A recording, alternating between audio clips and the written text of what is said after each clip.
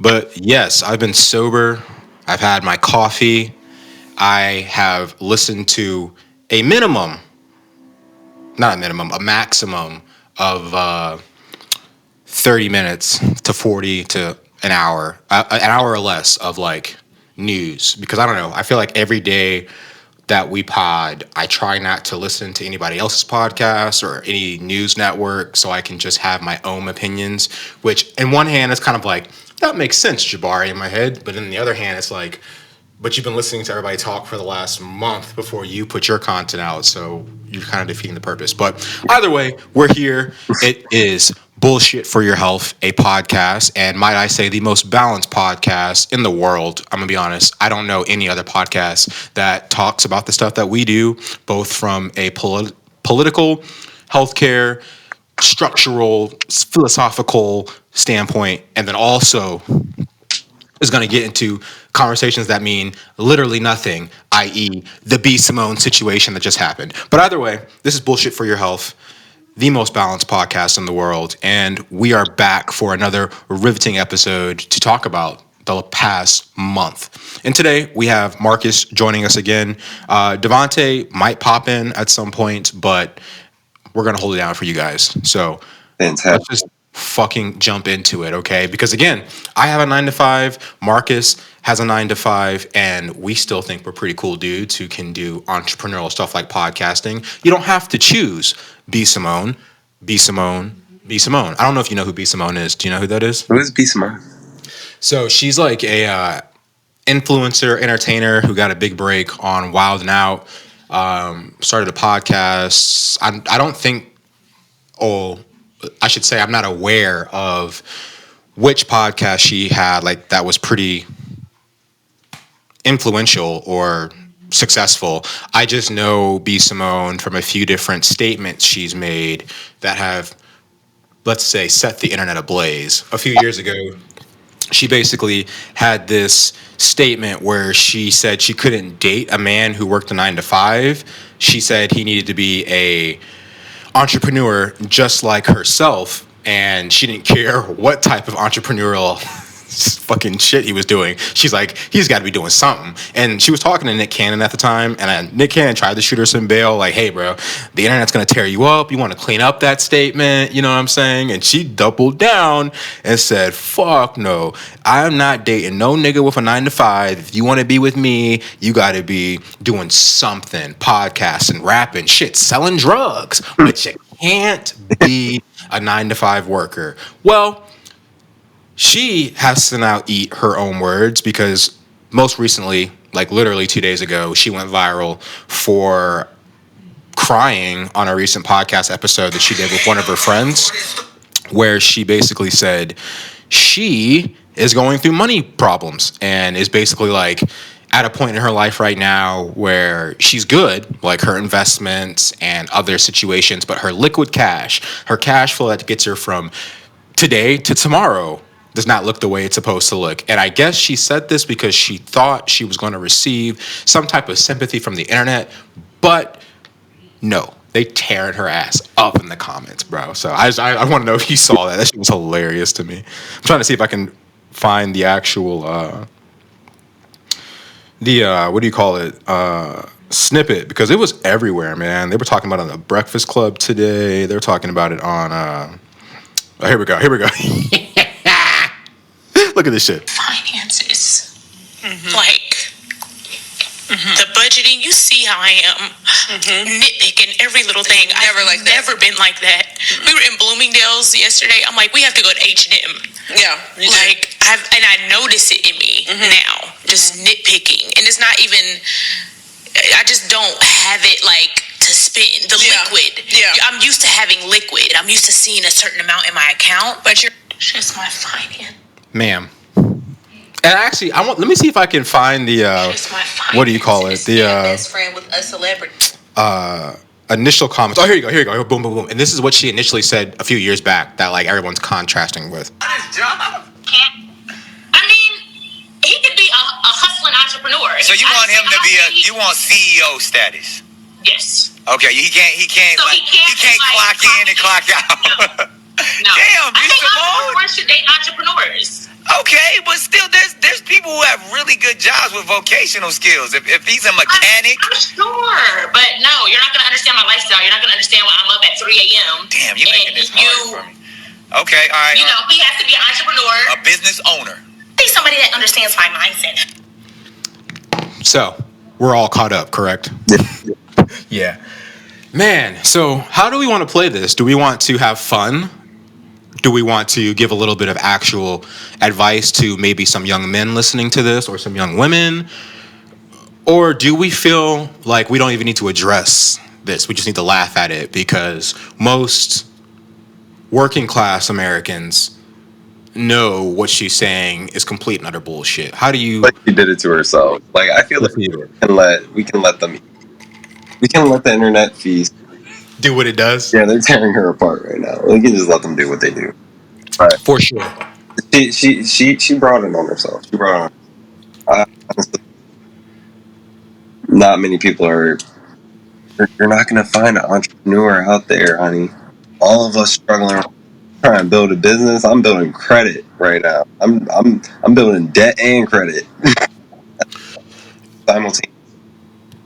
And I think if I were to expand on this moment, it would literally just be that, because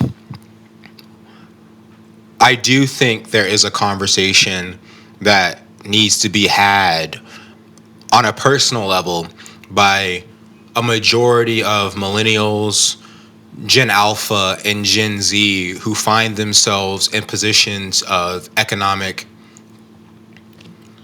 surplus, however that might be, because at 31 years of age and being a person who finds myself and who has found myself at different points in my employed adult years to have been in a different economic surplus in comparison to my peers based off of responsibilities, I think it's always good to remember where you came from, you know? And I think for a majority of minorities, a majority of individuals who consider themselves from working class backgrounds, the idea that just because you're up now,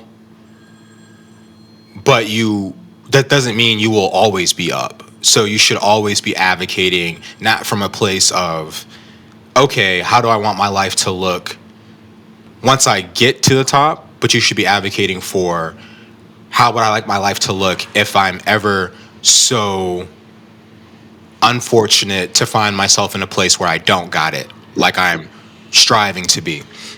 And I do think that there is a problem that a lot of younger millennials, older millennials, Gen Z, and Gen Alpha have. And it simply does fall back to forgetting where they came from. And I get why, you know, like, especially being a part of the cultural zeitgeist that is heavily influenced by hip hop, by entertainment. There is this idea that flash for the cash to flash, comes with a level of status that brings a lot of pleasurable things your way. You know, like you're a man of high wealth, there's this assumption that you'll be able to attain a different category of women, regardless of maybe whatever physical characteristics you have. You know, if you're a individual of high wealth, you'll be able to live a life of luxury, a life of stress lessness than anybody who doesn't have that same level of wealth. And while I will say, of course, there is a level of financial stress that can be alleviated by making a certain amount of money. I shouldn't have to tell you, because I think we can all find an example of somebody that money did not solve all of their stressors, let alone even the main stressors that they were worried about. You know what I'm saying? Again, we can give you example after example after example, but I think if there's anything we should take from B. Simone's situation, it is don't forget where you come from, because where you come from is probably the reason why you're doing what you're doing. And so who is B. Simone sitting on that couch talking to right now while she's going through these struggles? It's the same friend she had before she had anything, right? In that conversation, she was talking about how she was giving money left and right, trying to fit in with the Joneses or trying to curry favor from individuals, and yet now that it's her turn to be back on the receiving end of shit, poverty, those same people aren't there for her. But the person who is there for her, to listen to her, to give her a shoulder to cry on, to give her a platform to speak about these hardships, is the homie that was there when she didn't have shit, bro. So again, ask yourself, my young homies who are listening, do you really think that AP, that Rolex, that Lamborghini, that Audi, that BMW is really going to make you feel better about yourself, bro? I think a lot of y'all need to go listen to Miss Morale and the Big Steppers one more time and get some knowledge. But let's not stay too long, because as Marcus eloquently said, the internet's going to eat B. Simone the fuck up, okay? But I just wanted to start with that because I found that shit fucking hilarious, bro. Like, honestly. And That was funny. if there is anything we need right now in times of turmoil, is a little bit of levity, because I just feel like every time I turn on the screen, it's a fucking world changing If you got catastrophe, bro. Like, I can't even begin to put into words how I've been feeling. It's definitely been like when you're riding in bumper cars and you feel like you get hit in one direction, and just the second you get your car stabilized, something hits you from the other side, and it's just ping pong, boom, bro. a moment, The shit I'm talking on, you wouldn't understand. But nah, man. So I'm kind of at a loss of where to start with the seriousness, because I really don't give a fuck about Pusha T dissing Travis Scott. We know Kanye West is a weirdo. I heard the new Clip song. It sounds fucking fire, so I'm excited for some hip hop. But I don't know. I just like am very exhausted by entertainers who. he's like a stuntman. Who? Which one? Kanye West. Oh yeah, no. I feel like he's like a stuntman. In what way? I don't know. Like he'll just like random, true, but also wrong, or just saying it in the wrong way, like saying some true shit in the wrong way. I don't know, but he nonetheless, I feel like you might know what I'm talking about. Yeah. I mean, but that's, I think that's the confusing part about Kanye, and also individuals who have massive mental health issues like Kanye. It doesn't mean you're an unintelligent person to have Not at all. mental health issues. Not at all.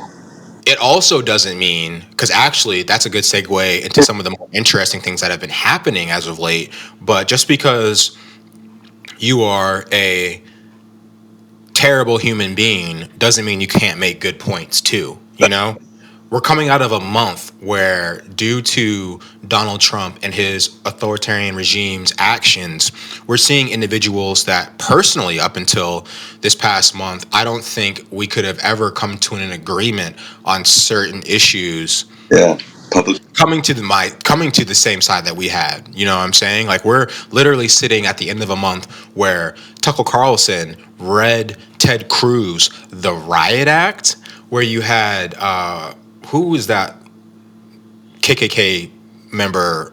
Nick Fuentes. Nick Fuentes, a known Ku Klux Klan member, is out here telling us that our government is bought and paid for by a Israeli lobbying group that is literally the only reason why we're continuing to provide funding to a genocide. That's true.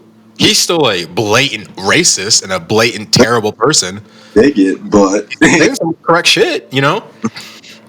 So I think where we're at in society is we need to cast aside a lot of the performative niceties that we've kept up.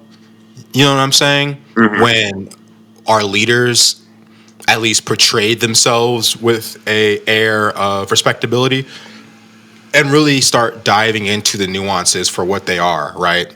I think there should be no reason why we can't talk about Kanye West and explicitly say some of the stuff that we agree with when he does say something correct, because a broken clock is right twice a day, while at the same time being steadfast in what we disagree with Kanye West on.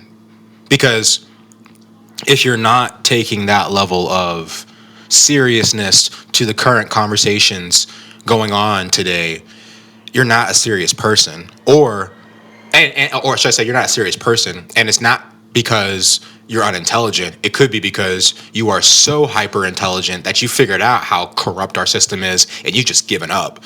You know what I'm saying? And you're just like, fuck it, I'm going to think just for self and how I can eat. And I think that's a big part of why, like, we're in such a terrible position right now, because you have a whole conglomerate of politicians or a political class that either truthfully believes some of the most insane theological bullshit that I've heard, or you're so bought and paid for by different lobbying groups and so worried about where your next check is going to come, because apparently millions of dollars in net worth isn't enough for you, that you're continuing to propagate some of the worst ideas in our government, right?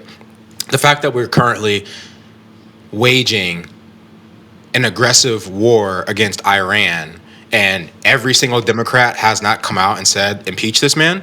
Yeah. We impeached him for less last go around. What are we doing now? You know what I'm saying? So I think we are way past the point of not being allowed to talk about anything. I mean, he's already dismantled so much. Exactly. All we have left is speech. All we have left is our ability to dissect these actions, have these conversations with hard nuances, right? And expect that the people we're having discourse with to be able to keep up. And if you can't keep up, you gotta go home and take notes and then learn to keep up, because like we can't keep having we can't keep having the same level of conversations and expect us to move society to the future. You know what I'm saying? And when we think about the war, I don't think people should become too infantilized with that. Like going to World War III, people getting drafted and this, that, and the third. Like that very much so could happen, but I feel like there's a lot of things that will happen before that would. But who knows? Every day is fun. Yeah. Yeah, man. I mean, shit. Like, let's get into it. I'm sure, because I mean, the homie the other day, the homie who's supposed to be on the pod today, was like, we were literally just talking, and all of a sudden he goes, "Wait, we're at war with Iran?" I'm like, "Yeah, we shot missiles at them 24 hours ago." Yeah. like, how are you a day late on this, bro? But yeah, no, for sure. I guess for any listeners who are in a similar predicament, what me and Marcus are discussing is the recent strikes on Iranian nuclear sites by the United States military that was unilaterally decided by your executive, Donald J. Trump. The reason why most people who have any understanding of politics in America, or I shouldn't say politics, I should say government in America, is that since 2003 and the invasion of Iraq, America has slowly but surely, and not should I say America, well, I should say America because we as a citizenry allowed it to happen, but our government specifically has been slowly but surely passing on more power to the executive branch or the branch of the president to be able to unilaterally commit acts of war. I mean, what else would you call putting boots on the ground in a sovereign country, or using the mother of all bombs on a sovereign country that has not attacked your own country? Yep. The moment you do that, you're trying to occupy. Exactly. It is a war. We are actively at war with Iran due to the fact that our president unilaterally decided to missile strike Iranian nuclear sites. And again, fourth grade civics, the only entity in our government, our three branches of government that has the ability to declare war is Congress. That hasn't been happening since 2003. Unfortunately, for all my black people out there, and this is where the nuance in the conversation has to come up, even our beloved brother Obama, Yeah. how much I love the dick ride. He himself was known as the droner in chief, or what did we call him? Oh, fuck. There was a name for it. There Something was like that. for it. Hold on. But either way, what I'm trying to say is, while Trump has escalated a war situation the most, we have been slowly ramping up to this point by not reeling in the powers of the president when Democrats had the office. So, where are we at right now? So again, where we're at right now, concurrently, on, what is it, June 24th, 25th? Mm-hmm. Yeah, 24th, is that we're currently in a situation where, due to the ongoing genocide in Palestine being committed by Israel, due to the United States funding weapons for Israel, Iran being one of the only Muslim countries in the region that seems to give a fuck. Significant. The The most, said what? probably one of the most significant powers in the region too. Yeah, but I mean, the rest of the UAE, the rest of the rest of the UAE ain't slacking. Well, shout out to Yemen. Yeah, well, okay, but yeah, fuck you, Saudi Arabia.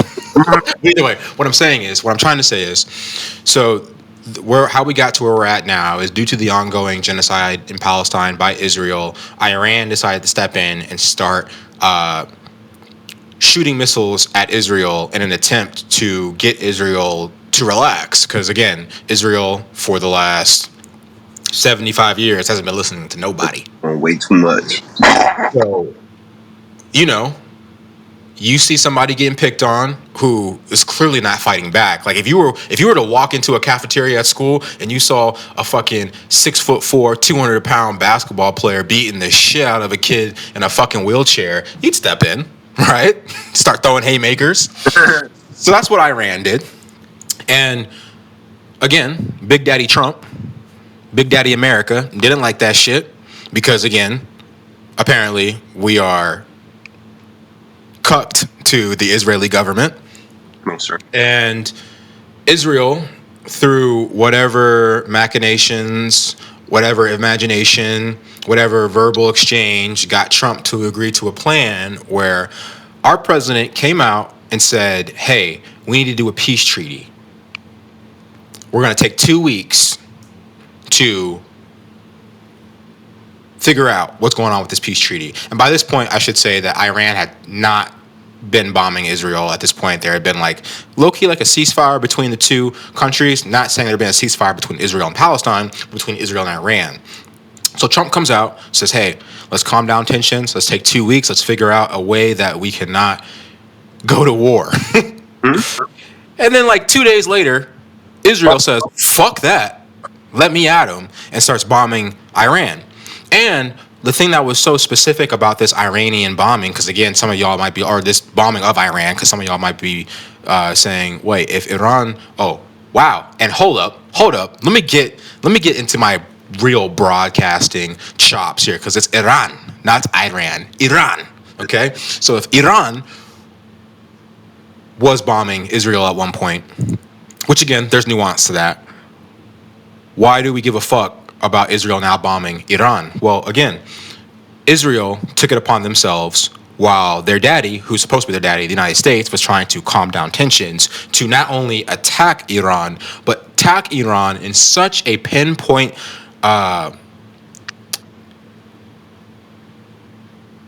missile strike. They ended up killing, or reportedly, allegedly killing, multiple top brass in the Iranian government, as well as the top lead negotiator. Mm-hmm. So this is interesting for 2 points. First and foremost, You can't tell me you're trying to negotiate a ceasefire while you're actively killing the individuals who are negotiating the ceasefire. Same thing happened in Palestine. Additionally, what we've realized from this strike from Israel on Iran is that Israel has the capability of doing specific strikes to quote unquote get leaders of a certain military or leaders of a certain militant group without harming civilians. And instead of doing that in Palestine, which again, if you've been following that situation, you know the fucking leaders aren't even in Palestine. They've been allegedly to be in Qatar for a very long time. There's no reason for the untenable damage Israel has caused to the territory of Palestine and to the Palestinian people. So again, there's multiple reasons why the Israeli strikes are so appalling to the world. But instead of chastising the Israeli government, instead of putting sanctions on the Israeli government, instead of calling for the long overdue war crimes to be held against Netanyahu, our government, specifically our president, without the consideration of Congress, who again has the ability to declare war, only Congress, decided to unilaterally back Israel up and shoot missiles at their nuclear sites. Okay? Some of y'all might be like, okay, but do we really want Iran to have nukes? Because if Iran has nukes, then I guess that means they're just gonna fucking nuke us because they're not civilized people. Doesn't make sense. All of this, regardless of where you are at with Iran having nuclear weapons, the main issue is, for me at least, before our government is supposed to start an aggressive war, which I think we should never be doing, I don't think we should be the world's peacekeepers until we fucking have an ability to solve the ills in our own country. But especially, we shouldn't be the world's authoritarian regime going through and imperializing every other fucking country that's brown or speaks a different language or prays to a different god. I don't know. Something about the assassination of the negotiator seems kind of You said what? the the death of the negotiator in the airstrike seems kind of sus to me. I wonder where they learned that one. It's not like the U.S. has done that in Iran before. Yeah. So I mean, bringing up a lot of good points, but in an attempt not to ramble, I guess if you are a person who is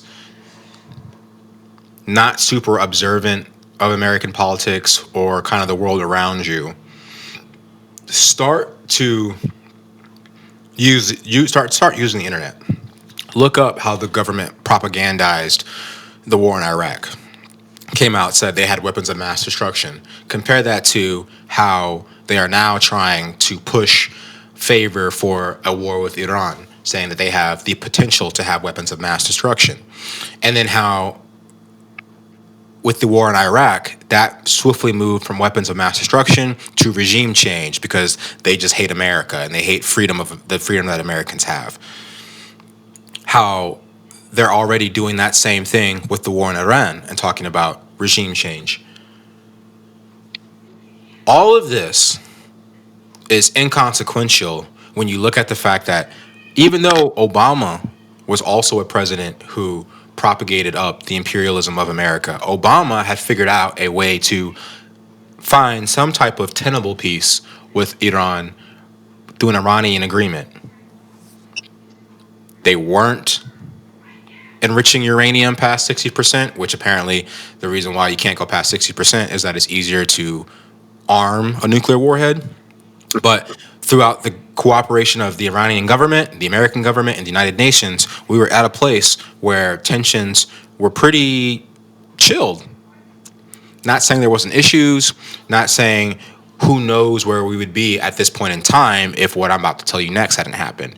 The reason why we are currently in such a hotbed of issues right now with all this nuclear proliferation conversation is because Trump, the same man who just unilaterally attacked a sovereign nation, ripped up that same nuclear agreement in his first term because he's racist and hates Barack Obama. So basically, what I'm trying to say is, with this situation in Iran, I need you to look up the similarities between the propaganda between the Iraq and the Iran war. Look at the fact that the majority of this crisis it was started and being inflamed by one man's decision, Donald J. Trump. And then last but not least, once you've gotten a little bit of the backstory, once you understand who the true instigator is in this situation, look at, again, who's benefiting or who would benefit from a regime change in Iran. Because it's not the United States. Our oil situation's figured out. It's our daddy. Israel, Netanyahu. It all comes back to the Israeli government. Not, again, let's get nuance here for a second. Jewish people across the world. People, we're talking about the Israeli Zionist government being ran by Netanyahu. Okay, so let's keep it kosher. And again, to go back to what we were saying, if that was all Kanye West was saying, nigga, we be out here listening to Bully. But nah, nigga wants to go fucking tell the world he sucked his cousin's dick at 14 and just like, what? Oh, God. Oh my God. But I mean, honestly, again, like, this is actually good. We can spend a lot of time on this situation. We really could. We could theorize about boost and oil prices But that's where I'm at now with it, though, is that we could spend so much time on this, but for anybody who purports to be on the same side as me, right? Or at least lean the same way. So I'm looking at you if you say you're a Democrat, you say you're a liberal, you say you're a progressive, you say you're a socialist, you say you're a democratic socialist. All I'm saying is if you lean towards the left, you don't consider yourself a conservative, a Republican, a Tea Partyist, a fascist. I mean, like a ethno nationalist. Like, I don't. We all on my side of the aisle should be saying the same thing, or you can't say you're on my side of the aisle. Yeah, we don't start wars. We just don't do that in America, bro. Now, I'm not saying we don't do that like we haven't done it. What I'm saying is, morally speaking, we don't do that in America. And I want to get us back to a point where we don't do that. And I think my actionable items, because that's something that my homegirl, who was on this podcast too, really beat into my head this last 3 weeks, is that we got to stop catastrophizing because we feel like the rest of the world doesn't understand how we feel.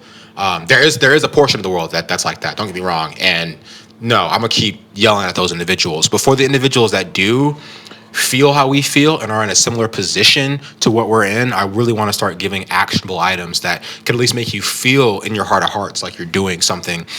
Like you can. A little, huh? Like you're doing something, or like you can do something. Yeah. And for my actionable items, this podcast, wherever you're at, if you feel how I feel, if you feel so fucking crazy and insane, like we're doing the same shit over and over and shit's not changing, we will make a change this election year. Simple as that. I know in Virginia, we just had a Democratic primary. So if you didn't know that, you're a little late, sorry. But we'll be going to general elections here soon. Look up the candidates. Elections fucking matter, bro. For everybody online, again, and we might disagree on this, Marcus, and you can give me your perspective if we do. But there's a current thing on Twitter that says everybody mad about Trump bombing Iran, but Kamala did the same shit. Yeah. Dude. What I'll say is this. I feel that that's a lazy statement to make in contemporary spaces, because what purpose does that do? I would argue we don't know she would have did the same thing, because what Trump did was unilaterally launch missiles at Iran before. The tweet say? I'm sorry, I think I misheard you. The tweet basically and it's on Twitter, so like a lot of them are bots, and I know it's supposed to rile me up, so like I Oh, try not to fucking get yeah. too angry at it. Oh, But basically, it goes along the lines of whenever somebody is talking about the Trump administration firing missiles at Iran, they'll quote tweet it and be like, Kamala would have the same shit, so I don't even know why y'all are da-da-da, or like, or basically proper. anytime somebody like speaks to the absurdity of the Trump regime, they'll throw it in our faces that like, or they'll throw the fact that Kamala wouldn't have been better into the faces of the individuals who purport themselves to have voted for Kamala, which is someone like myself. I did not feel that there was a better option than Kamala Harris. I'm just sorry. Like I don't give a fuck how many times Jill Stein runs. The bitch is not electable. Not She going, ain't gonna win. not Huh? going up there. Yeah. So what I need is for people to take their frustration and their anger and be pragmatic with it. Because you know what? Maybe fucking Kamala Harris wouldn't have been better in the area of foreign policy, right? I'll give you that piece. But would she have not been better in the area of domestic policy? And it would have been a lot easier to coalesce power to not do a second war on terror Yeah. when you have a job, you have an income, you got Medicaid, and you're not currently fighting your own government on your own fucking national soil. Because we haven't even gotten to even some of them. The other crazy shit that happened this month. You know what I'm saying? So this is my actionable item, and we're probably gonna repeat it a few times this episode. Be more pragmatic with your voting in the year 2026. Midterm elections are coming. What I'm saying is, if you listen to my podcast, if you listen to me at my job, if you listen to me at the skate park, and you're an individual who believes what I believe, then you believe in your heart of hearts that voting matters, because it does. A voteless people is a hopeless people. The reason why they try so hard for you to not vote, to disenfranchise your ability to vote, to keep you away from the voting polls, because it does fucking matter. Okay? It matters both in primary elections for your incumbent Democrats and for the fucking party. We should just never vote into office ever again. They need to die out. Honest to God, we'd be in a so much better place if we were just corporate Democrats versus progressives, because then we could see our politics for what it is. The people who get big donor money and don't genuinely believe what they believe in, and everybody who genuinely believes what they believe in. Yep. Simple as that. I realize we don't like the corporate party anymore. We don't like the swamp, bro. Simple as that, dog. We're all fighting against the same people. Yeah. The problem is some of us have done the due diligence to understand who those people we're fighting against are. The rest of y'all are drinking the fucking Kool-Aid, are pacifying yourselves and thinking the nigga that works the same jobs as you, that makes the same type of money as you, is the problem, bro. Get out your fucking head, my nigga. Y'all really voted in a nigga to... Too much money in the world for that. And again, what is my actionable item here? Because I could be catastrophizing for some of y'all. Some of y'all could be getting super, super worked up. I don't have the time. Bitch, you do. Next time you doom scroll, Google whatever state you're in. And I've been to many of them now. So if you're in LA, if you're in New Mexico, Roswell, if you're in Melbourne, Florida, if you're in Baltimore, Maryland, if you're in Rockville, Maryland, if you're in King George, Virginia, if you're in DC, because that's different than Virginia, if you're in Norfolk, Virginia, if you're in San Diego, California, I don't give a fuck where you are right now. If you're listening, get on your phone, Google when the next election in your area is. Figure out the candidates, and here's how we're going to go down. And again, I'm talking actionable items for those of you who believe the same things I do. We never vote for a Republican again, ever in our lives. That's done. Democrats now, here's how we're going to look at them. Do they take corporate PAC money? If they do, and there's somebody who doesn't, you vote for the person who doesn't take corporate PAC money. I'm just going to be honest. You just don't. Because you cannot believe anything that the person who's getting money from Nestle, from Walmart, from APAC is going to fucking say to you. Because that's why we're in this fucking position. All the candidates take corporate PAC money. Who takes the least? Okay? Vote for that motherfucker. And if that's still not a thing, who And what are they being lobbied by? Because not all lobbies are the same, all right? If you got one nigga that's getting it from all these super PACs, but you don't see APAC on there, go for that nigga. Okay? So here's how we're going. No to Republicans. No to APAC. That should be the first thing. No to APAC. Then no to super PAC money. And then we can start going on ideals. Because before you get to the idealism of a Democratic politician, you got to know who they're funded by. And for those of you who are worried or who are still so in the dark that you're like, there won't be a politician who's not being funded by corporate PAC money. Bro, your fucking head is in the sand because that's happening all across the country right now. And the people in power who are in power because of that dark money are scared. All you have to do is go look at the current mayoral election in New York City right now, bro. Look at how they're trying to smear the only mayoral candidate who has not taken super PAC money, who is genuinely, every time he speaks, eloquent, informed, and seems to be the only person who gives a fuck about like people who live in New York, versus the other front runner who is a convicted, not convicted, but a serial alleged rapist, as well as been in government multiple times in New York and had to resign because he did such a poor job. And not only did such a poor job during peacetime, but during times of crisis. If you don't know what I'm talking about, because again, this is all over the internet, I'm not even going to give you the name. Go do it for yourself. And again, the reason why I'm calling these actionable items is because when I get overwhelmed, when I get super frustrated with the insanity I see on a daily basis, I do my actionable items. One of them is podcasting. One of them is researching Black liberationists throughout the history of America, throughout the history of the world, and kind of understanding that the position we're in right now is one that is not unfamiliar, unfortunately, to America, but the world at large. But we are also, at least personally speaking, in a better position to do more. I'm not even going to hold y'all.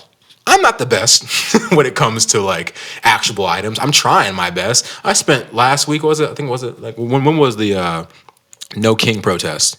It was 2 weeks ago on Saturday. Nigga, I spent an hour driving around looking for that shit. Because it was happening out here. It was Couldn't find it. well, I live an hour outside DC, and I drove into DC to look for a No King's Day protest. Guess what? No one but bots. Damn. It was on the day of the military parade, Trump's little fucking birthday. Yeah. But everyone down there looked like paint pots. I promise you. Yeah. Gotta be there. So again, that's just my actionable item. Be a better voter. Be a more pragmatic voter. And I gave you how I'm voting.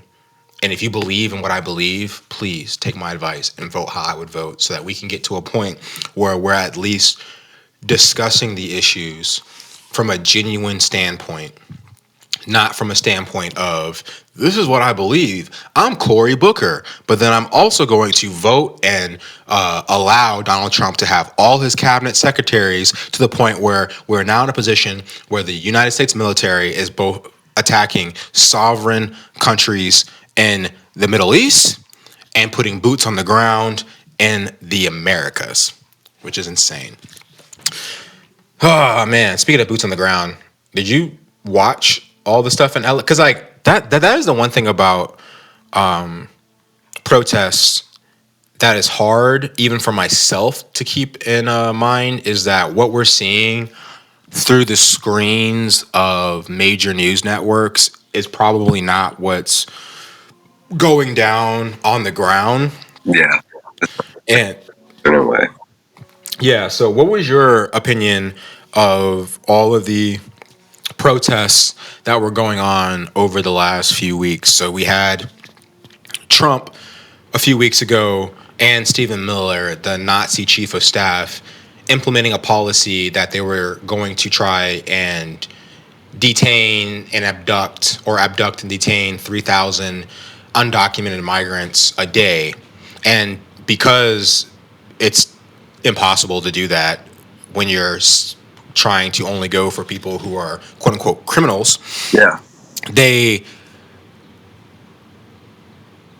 upped the ante by sending federal ICE agents into sanctuary cities, and on top of that, sent them to specific areas in these cities where undocumented migrants are just trying to survive through the day-to-day lives of America. So they sent them to Home Depot. For Yep. those of you who are unaware, a lot of undocumented migrants will sit outside of a Lowe's or a Home Depot looking for work.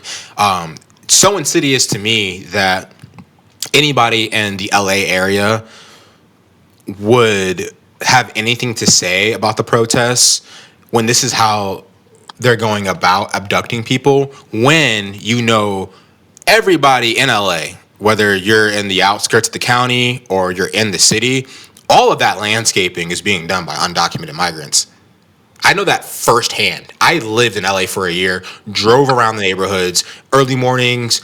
It's early morning, it's not late night, but early mornings, everybody working the fucking yards, the landscape, and they do a bomb ass job. I'm talking from not just landscaping like cutting grass, but like shrubbery, but fucking building different types of beautiful just homes. Someone like Espalayer. Not to be fucking stereotypical, but everybody look like they would be on an ICE wanted list. I'm gonna be honest, bro.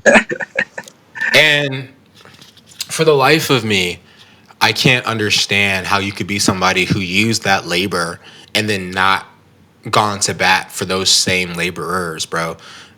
It's insane to me how Americans will be so ignorant to how they're able to live the lives of luxury that they've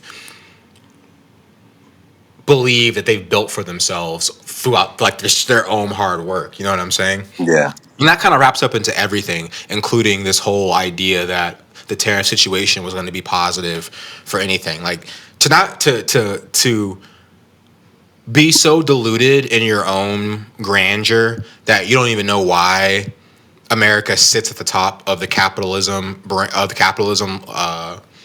ladder, because it is a ladder to climb. You can climb the ladder of capitalism. You have to kick somebody down it. But either way, we sit at the top for a majority of reasons, least of which we are the world's fucking police. But all I have to say, how are you feeling about the protests? Do you think they did anything to push us in the right direction? When I think about like the people in power, that's You said what? You're breaking up. Sorry. when I'm thinking of people that Trump put in power, like Department of Homeland Security staff.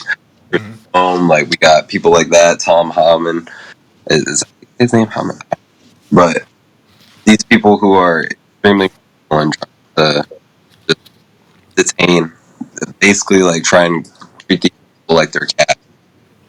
And Yeah. these are people that are just trying to make it. They're seeking asylum. They're waiting on cases. It's a corrupt system a flawed system that allow people to be before their court case is seen. Make sure the speaker is like right next to you, because like coming in. Just want to make sure get everything you're saying. Is essentially what I was saying is that people can't have their asylum cases, their immigration cases, any of that stuff seen in a timely fashion. Yeah. And if that system doesn't get fixed, then I don't know where we're gonna go. Like, I mean, they're just going. I do think that they have the power to try and detain people and keep getting people out. But what the people have to do is continue to protest and also like take other types of action. Like, you could start ICE watch groups where you drive around and try and. If you see any sort of like vehicles, you could take pictures of them. You could take pictures of the people driving them. I know lots of the times these people are masked, but they're not always masked probably while they're in these vehicles. If you see them doing some sort of suspicious activity in a, highly populous Latino area, you could take action. You can go out with your friends and do your own neighborhood watch for ICE. And I think that's like a type of program that might be able to help. That could go in your what did you call this section down here? Actionable items. Actionable items. That can go in actionable items for y'all. So to piggyback off what you're saying, wow, that sounds like such a fucking adolescent way of continuing the conversation. But either way, yeah, I mean, You can I think first and foremost for individuals listening, you do have to take stock of your own personal life to figure out what you're comfortable with doing, right? Now, see, I'm earlier when I was talking about individuals who have hired undocumented migrants to do the labor of their homes and then not going to bat for them is specifically of the mindset of yeah, like but again, and this is also What do you mean by going to bat for them? so like Going to the protests, like going to protest, being not voting outside, for advocating. not voting for a party that is literally telling you that they Literally, want that's a trying to support your landscaper. Exactly. It's what I'm saying. It's like we have this way in America of going through life on a very transactional basis, right? And because of that, we oftentimes discard individuals we don't think hold much value in our life once that transaction has been handled, you know? So what I'm looking for is a greater sense of community for the individuals who clearly have the money to spare the time to build that community. If you can hire people to labor on your yard, you have the time and space to talk to those laborers, to be in community with those laborers. And I would think if you were in community with those laborers, it would be much harder to vote against their interests. And when you have voted against their interests, because a lot of people, what they'll say is, oh, I didn't know this was going to happen. I call bullshit, but sure, let's go with that. You didn't know that the man was going to come do the same exact shit he did the first time, but more so because in his mind, I mean, I don't even know in his mind he thinks he's got to go after these 4 years. But like in his mind, everybody around his mind, we got 4 years to do this shit. Mm-hmm. But let's go with that level of thinking. You didn't know he was going to do this. Okay, now you know. Are you still not going to find the humanity in those laborers and then go out to bat for them and try to atone for your mistake? Because I think that's another big thing that we have a problem with in America is when we make mistakes, we don't go through the natural process of actions to make up for that mistake. You need to apologize, say sorry, but then you also need to atone for that mistake if you truthfully do feel like you made a mistake. And I think here in the space of protecting your fellow citizen, whether they're documented or undocumented, is a great way to figure out atonement. First and foremost, though, you do have to take stock of what you're able to do. I'm not going to sit here and tell the single mother of 3 kids who, without her income, the kids are fucked, to go out there and go violently protest, right? Because I think the idea of how we protest has to change too, because the niggas who we're protesting against, they're not listening. But I digress before we get to that point. I'm not telling anybody whose circumstances I don't personally have to go do shit that I'm not even sure I'm comfortable with or clearly smart enough to find. Because again, nigga spent an hour driving around looking for that protest, couldn't fucking find it, and actually was getting a little pissed and was like, bro, the plan was to go to this protest, make some noise, and then go turn up. And unfortunately, the first part wasn't handled because we couldn't find it. But we were in that car. But either way. I mean, I couldn't even find the No King's Day protest either. As I said, it was like mostly people down there for the parade, and it was empty, as you probably saw. Yeah, because she was fucking. But I skated around with a mini megaphone, and I just kind of like slandered Trump's name, like going by like the little like hybrid dog bar cafes or whatever the fuck they be having on corners in DC nowadays. Wait, they have what? There's like this. This is right across from Shaw Skate Park. It's like a. You can like sit and eat outside, but it's like they have like a bar and there's like dogs chilling. What? Wait, is it wait? Because I know they had the dog park that was like to the like if you walk out of Shaw's and turn right, there was a dog park and there's a soccer field. There's a dog park, but I'm not talking about that dog park. I'm talking about the other way. You go the other way down the street, and right across the street of the intersection, on the right hand side of the street, there's like Mhm. a cafe where you can like bring your dogs outside and y'all like all eat at the tables. Oh And I shit! was like, Yeah, they're living life is like that. gentrifying. That's crazy. Yeah, Shaw is like so different. I remember back in the day, like I've seen like people get truck smacked there, like all types Oh of yeah, no. The first time I went to Shaw's, it was before they updated the park. the old Shaw, It the still good looks. Shaw, the dirty Shaw. I actually have a clip still of me doing some bullshit there in some white vans. That was right around. That's a gem. That has to be a gem. My mom would be so mad if she knew I was there. If she knew what Shaw looked like, she'd be so mad back in the day. Yeah, but no, I digress. I digress. So again, what I'm saying is, when it comes to this issue, I think you need to take stock of what you're comfortable with doing, because again, you'll be no help to the movement if you become a martyr for the movement to just be a martyr. Like, I think we need to be more pragmatic with how we move, because we do have tools at our disposal that the people before us never did. And if we continue to use only the tools that we think we have available to us, because it's the same tools that our predecessors used, because it was all they had, I feel like it's going to be much harder for us to get to where we're supposed to get to. Because again, the reason why I asked you about the No King protest, or even like the protests in LA and Dallas, Texas, and the ones that were going on in DC before the No King protest, but there was a few, and then some other shit, is because I was listening to Hasanabi speak on the idea of protests and like why they're sanctioned by the government, because it's Mm-hmm. supposed to be a bottleneck to a bottleneck point for the government to allow people to express their discontent with their government, right? The government, and you see that every time the government tries to crack down on a protest, Mm-hmm. especially when it's peaceful, Yeah. is when it starts to get violent, because you are not allowing people to express how they feel. Mm-hmm. You think about any type of parenting guideline or whatever, like the way you calm down your child is not by pressing down more on them. You'll just act out more, right? Yeah. But what I'm thinking is, if what we want, let's just be honest, is regime change, Yeah. Literally. and the Something regime we try and inflict understands, everywhere else.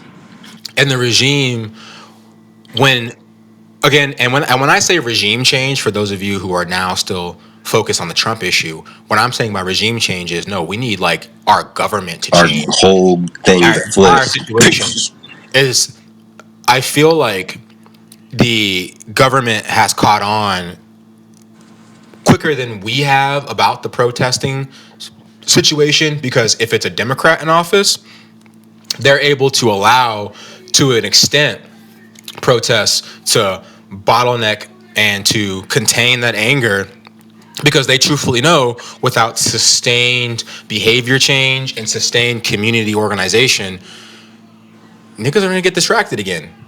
And on the opposite end, the Trump administration and the Trump regime is so ignorant to like anything scientific, anything that involves building blocks of knowledge, that they're just going to keep trying to kill everybody. Like, it's just unfortunate. You know what I'm saying? Like, it's going to get to a point where it'll be like the Revolutionary War, which is going to pop off after niggas start killing protesters. You know what I'm Yeah. saying? Like, it's like that's where we're at with this regime. So again, to finish my point, what I'm saying is, take stock of what you're comfortable with doing until we can get to a better idea of how to organize, and get out there. Yeah, man, if you're fucking young, you're looking at the world like, bro, What the fuck else are you doing? yeah, like I didn't go to school. When I'm saying school, I'm saying college. For damn sure, if your ass got a GED and you try to hustle and figure it out, get out there on the streets, my nigga. Get 'Cause out you need there. the help, bro. But That yeah, no, but like if you're a young person, take heed of what your peers are doing, especially in the areas where the education is concentrated. There's a reason why most major social issues in this country have been spearheaded, or social reforms have been spearheaded by colleges. It's because that's where our most educated and bright and most innovative minds are. It's the people who haven't been corrupted by the system yet, right? We talk about this all the time. It's like, how can people who get college educated and they feel so what's the word, angry, and they feel so ready for change while they're in that period, feel that way, and they leave school and they acquiesce to the system.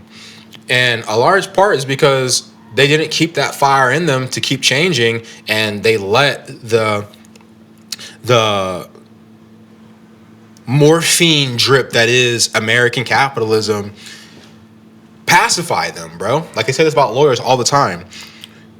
One of the big catch-22s of law school is that you want to get into a good law school to make the $200,000 of money you're putting to that law school count. But you get into the good law school and then you get all this debt and you can't go be a public defender now if you realistically want to survive in America because it's a lot of debt. So what do? You tell yourself, well, I'm going to go work at one of these larger firms, right? One of these larger firms who is helping Trump sue every other fucking organization in America for a few years to get to where you need to get that debt paid off, and then you can go pay your debt to society.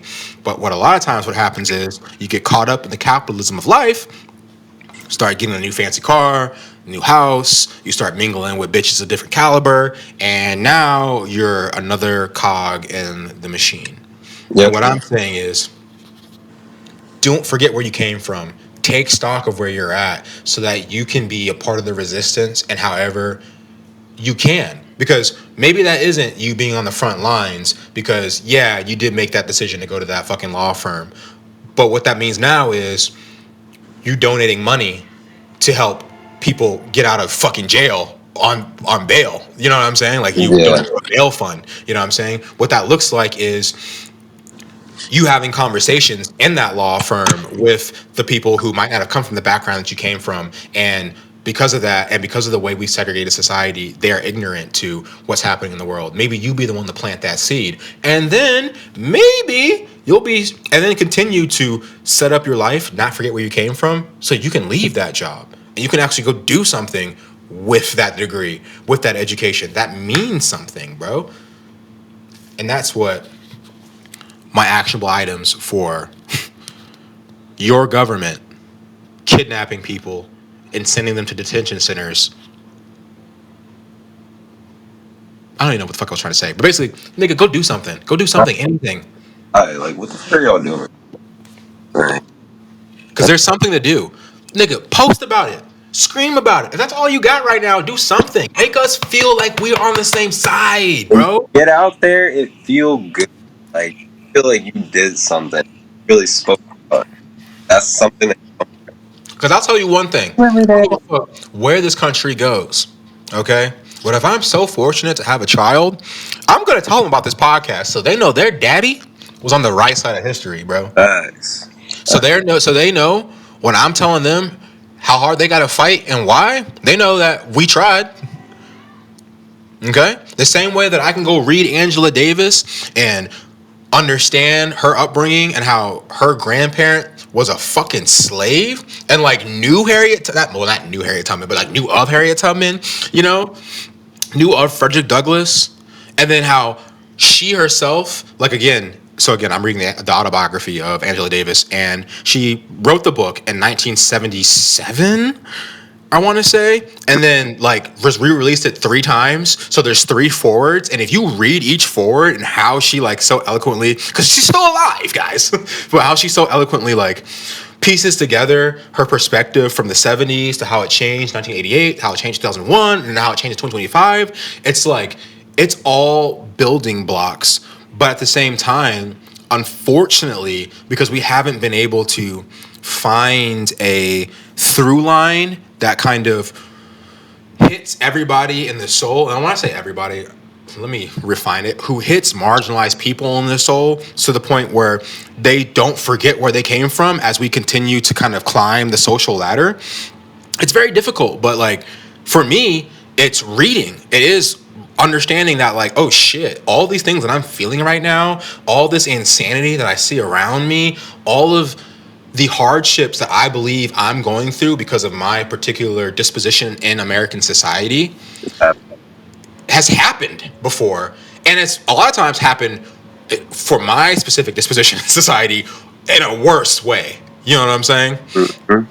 And I think when I was talking to the homie who was calling me, rightfully so, in a bubble and privileged for my ability to not only handle these topics, but have the space and capacity to continue raging about these topics and to doing extra things. And I guess what I was trying to tell them, it didn't come off really well in that conversation. What I was trying to tell them is, I get it. I'm well aware of how I've lived my life to be able to put myself in position to have the freedom to do what I do, right? But I also don't forget where I came from in the sense that, bro, my mom, like, I bought a house, yeah, but you know who lives in it? My mom, my younger brother. You know what I'm saying? You know who's not paying rent? But either way, what I'm saying is, like, what I'm doing in my own personal life based off of what I've read, what I've learned, how I've traveled, is trying to take care of my personal community while, as they're getting themselves on their feet and we're all getting to the next level, remembering to advocate for the wider community. And you best believe one of my big things that I really want to do when I get back to Virginia and get back to the DMV is get even deeper in the community. Spend some of my time not just advocating and speaking, but like doing the work, the process. Like, I really want to get into and hold me to it, listeners. Hold me fucking to it. If in 4 months, or a year, or whenever I'm back in Virginia, if y'all don't see me once a month at a soup kitchen or somewhere, DM me, because I want that. That's where I'm trying to elevate to. It's like, bro, like giving more of my, like, my day to day, more of my ability to my community. You know what I'm saying? Yeah. Because at this point now, I've already reached the level of luxury where if you're not doing it to build community, you're probably actively taken away from community in some way, shape, or form. But aside from that, what are you doing it for? You know? You're seeing this lesson played out in so many different ways, shape, or form, right? You see Kanye West, right? We talked about this with him. Bro, all Kanye West had to do was get rid of his ego to the point where he didn't have to be the center of attention. He already had the game on lock. He had multiple rappers who idolized him. He had Chance the Rapper. He had Pusha T. He had Kid Cudi. He had Playboy Cardi. Like, I mean, if you really think about it, Kanye West's influence, if he hadn't lost his fucking mind, would have kept him in the channels and forefront of the game till he died. I'm telling you, there wouldn't have been a stadium he couldn't have gone to and just stepped out on. He would be Andre 3000, but better. If he had never gotten so deep into himself, forgot what he was doing it for, and lost his fucking mind, bro. Let's go with Bill Gates, right? For everything Bill Gates has done positive for the world, and I'm using quotes because, again, like, for everything Bill Gates likes to say about, oh, we're gonna bring clean water to Africa, or we're going to blah blah blah blah blah blah blah blah blah. To me, it's funny because we've gotten to a point where we are not unilaterally as a society thankful for Bill Gates' like billionaire status, right? Like, I don't think anybody's like, when Bill Gates dies, gonna be like, oh my God, Mahatma Gandhi, Nobel Peace Prize. You know what I'm saying? Yeah.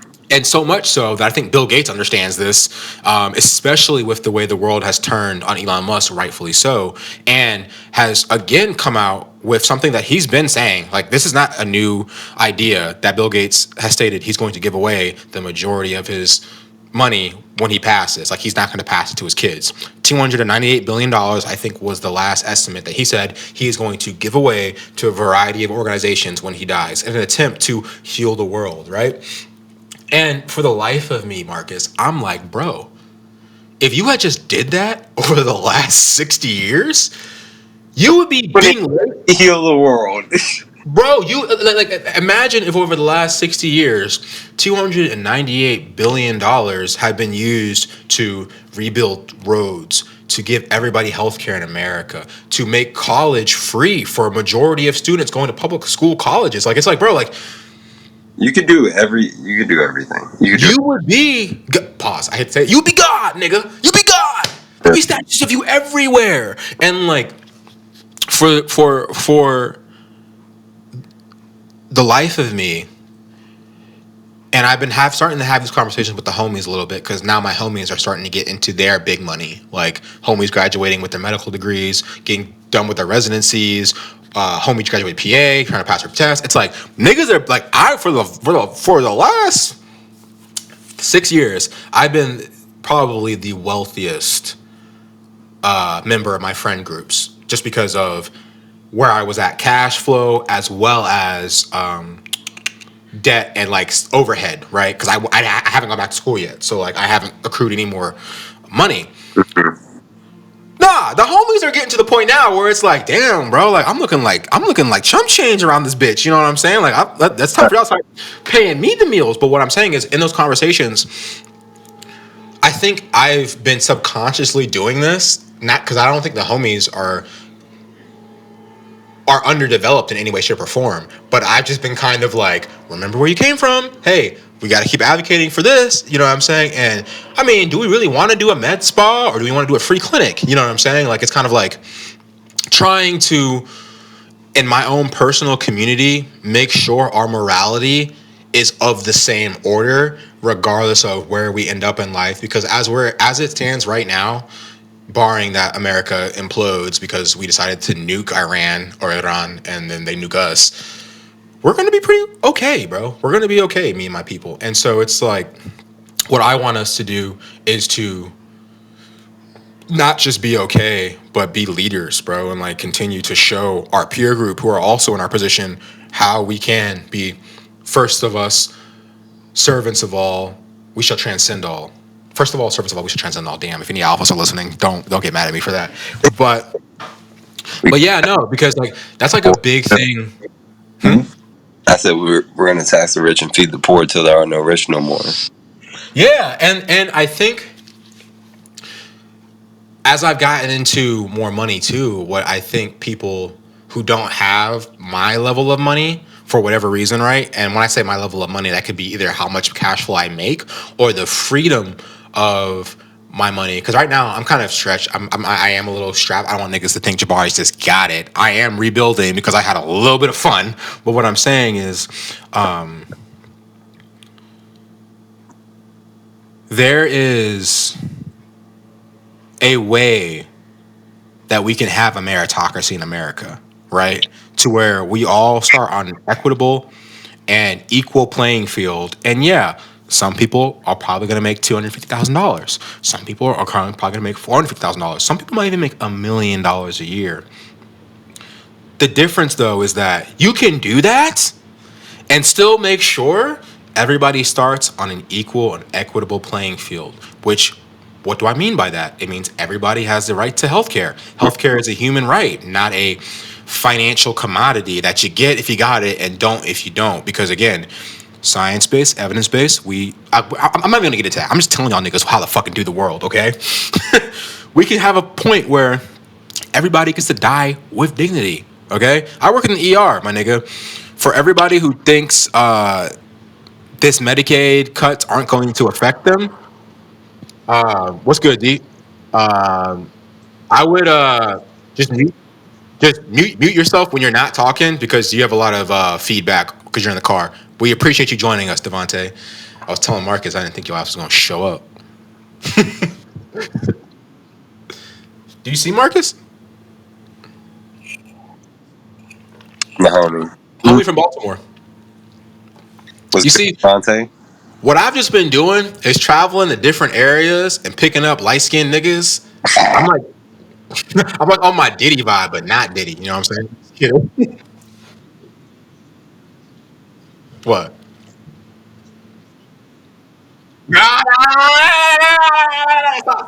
Stop. We can't expose this nigga on the podcast. He didn't say it on the podcast. Don't do that to nigga like that.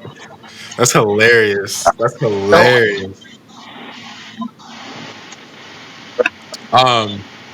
But before we get super sidetracked, because I actually am completely off where I was, I do want to say my actionable items, and I'm going to say this for the health content part as well. There's a few things I want to talk about there, but I'm going to.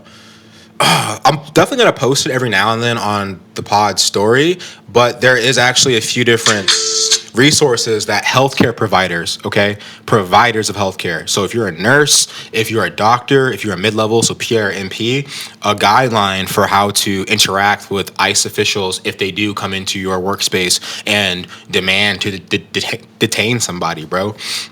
And basically, it's telling you a few different steps: alert leadership, ask for a warrant, because a lot of these detainees are happening without proper identification, and you can deny access without a valid warrant. And then at the end of the day, we're there to protect our patients' privacy and safety, support our patients, and document everything, bro. Like, I don't know how. I shouldn't say I don't know how. I don't know how a majority of providers or nurse practitioners or PAs feel, but I do know how a majority of nurses feel when it comes to their autonomy or their role in healthcare. And unfortunately, it does go that most of the people, I think, who do have a good sense about themselves when it comes to the world don't necessarily feel 100% confident in their ability to speak up.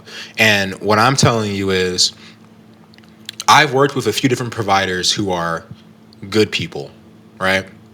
But I've also worked with some providers who are ignorant people. And if you're black or brown, if you're a woman, if you're a ally, it might fall onto you in the workplace to stand up and say, we don't have to let this person come and take this patient out of a room. I hope to God, if the patient was receiving life saving care, your instincts for do no harm would kick in. But let me be here to remind you, this is our castle, this is our kingdom, that's your patient, and that's your name on it. I would never let anybody come and take a patient out of one of my fucking rooms without a goddamn warrant. Okay? And I'm keep the band. The only time that I'm comfortable with a police officer going into one of my rooms is when the patient requested for them to be there, or they have a warrant. And then last, but surely not least, the police brought him there. I'm still a little uncomfortable with that, but like, it's like, all right, whatever. Like, I guess, but that's that, bro. That's that. Some good news that I want to touch on, because we haven't really been keeping up with the individuals specifically, other than Kilmar Abrego, who have been abducted unconstitutionally. But Mahmoud Khalil was released from ICE detention. I think it was actually this past week. But yeah, he was released from ICE detention after spending 104 days incarcerated without any fucking charges.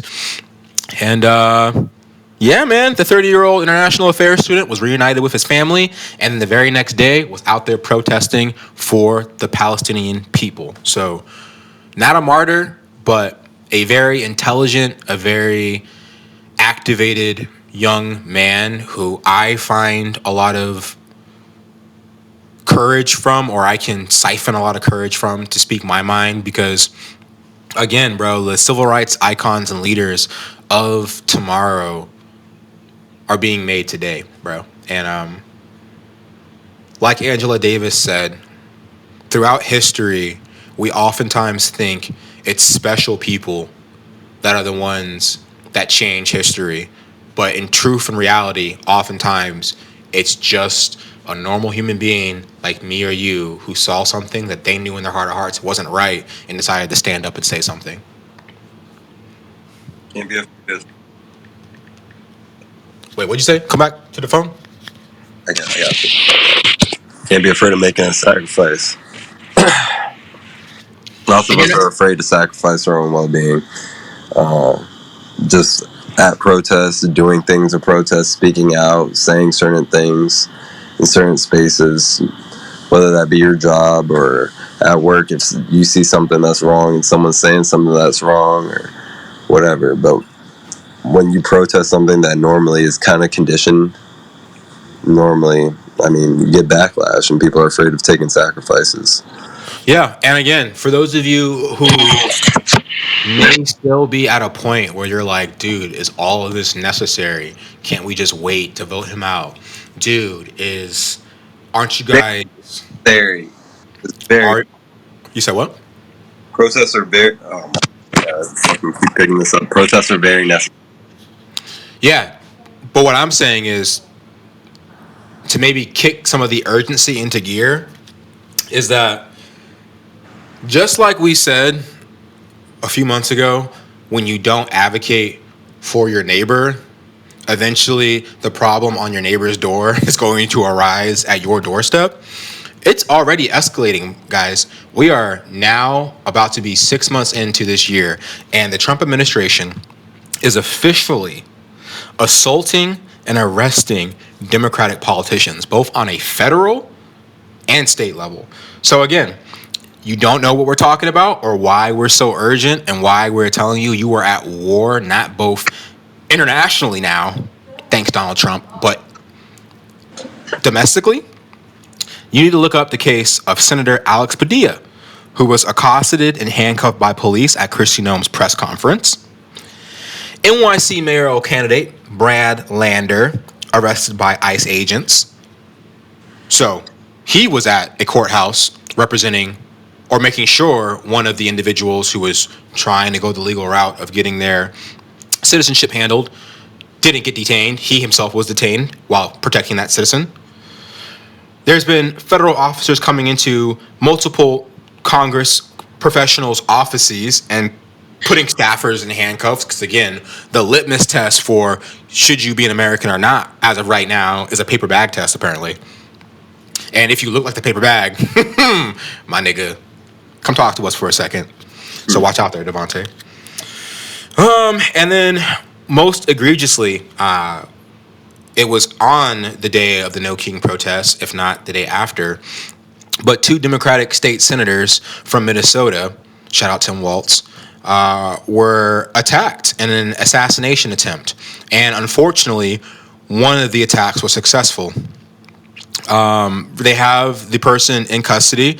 But again, man, we are at a point right now where nobody is safe, bro. The pendulum of authoritarianism, if you do not feel it right now, will eventually swing in your direction. Wouldn't it be better to stand up and fight when you have your fellow countrymen standing next to you? Because I'll tell you what, it's going to be a lot scarier to stand up and fight when there's not anybody next to you. It's just you in your own house with your own little shotgun or, I don't know, M9, whatever the fuck y'all need for your Second Amendment rights. But it's the fucking Gestapo outside, militarized. The same way you've been seeing black people, brown people being hunted by that militarized force for the last, I mean, again, we've been talking about this shit in a new way since 2020 in the Black Lives Matter protests. So I know everybody knows what I'm talking about, but don't be mistaken. That shit can happen to you. And it's most likely going to, because that's the thing with authoritarianism. Nobody, except for the king himself, can live the exact way the authoritarian wants you to live. And best believe that pendulum will swing towards you. All right? Jesus Christ, man. All right, so again, though, I do want to say condolences to the family of the senator and her husband that passed away. State Representative Melissa Hortman and her husband Mark Hortman, I'm assuming, were shot and killed in their home. Also, State Senator John Huffman and his wife Yvette Hoffman were shot multiple times but survived.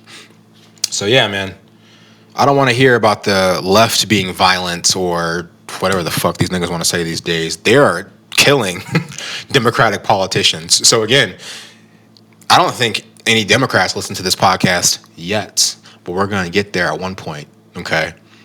But they're coming for y'all niggas. Can y'all do something? Can y'all fight back? We can only do so much, bro. Actionable items. We'll vote them all out. 2026, bro. I don't ever want to look at Hakeem Jeffries' face again. Chuck Schumer, Nancy Pelosi. Get them all the fuck out of here. Let's get some new young lifeblood. Let's get some hot people in there, bro. That's the other thing, too. Let me just say this right here and there. Niggas are like, Kamala would have did the same shit. At least she would have looked good doing it. There, I said it.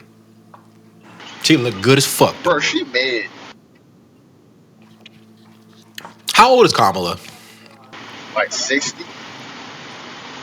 You think she's mid, bro? Ain't my No type, way. bro. And she got that cracker husband, so like she like a 3, bro.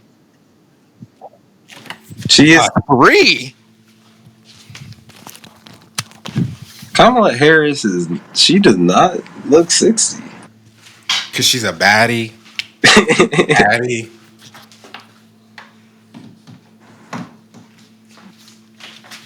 Damn. Black don't crack. No, it don't. Even when you only have. I'm just kidding. Hey, man, she yeah, bro. Punjabi, bro.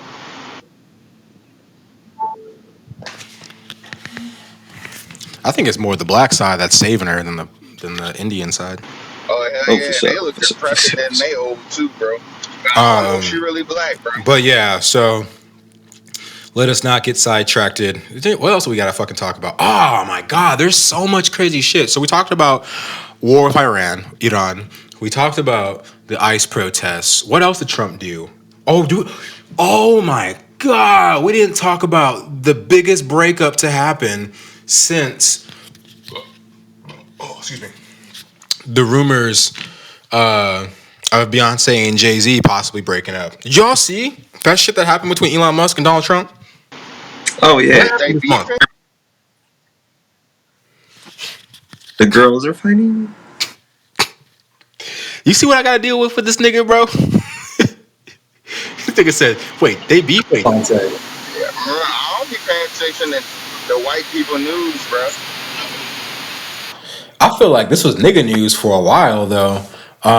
But yeah, no, so if you weren't paying attention or you forgot because we went to war with Iran and then we also sent Marines into LA to kill citizens apparently.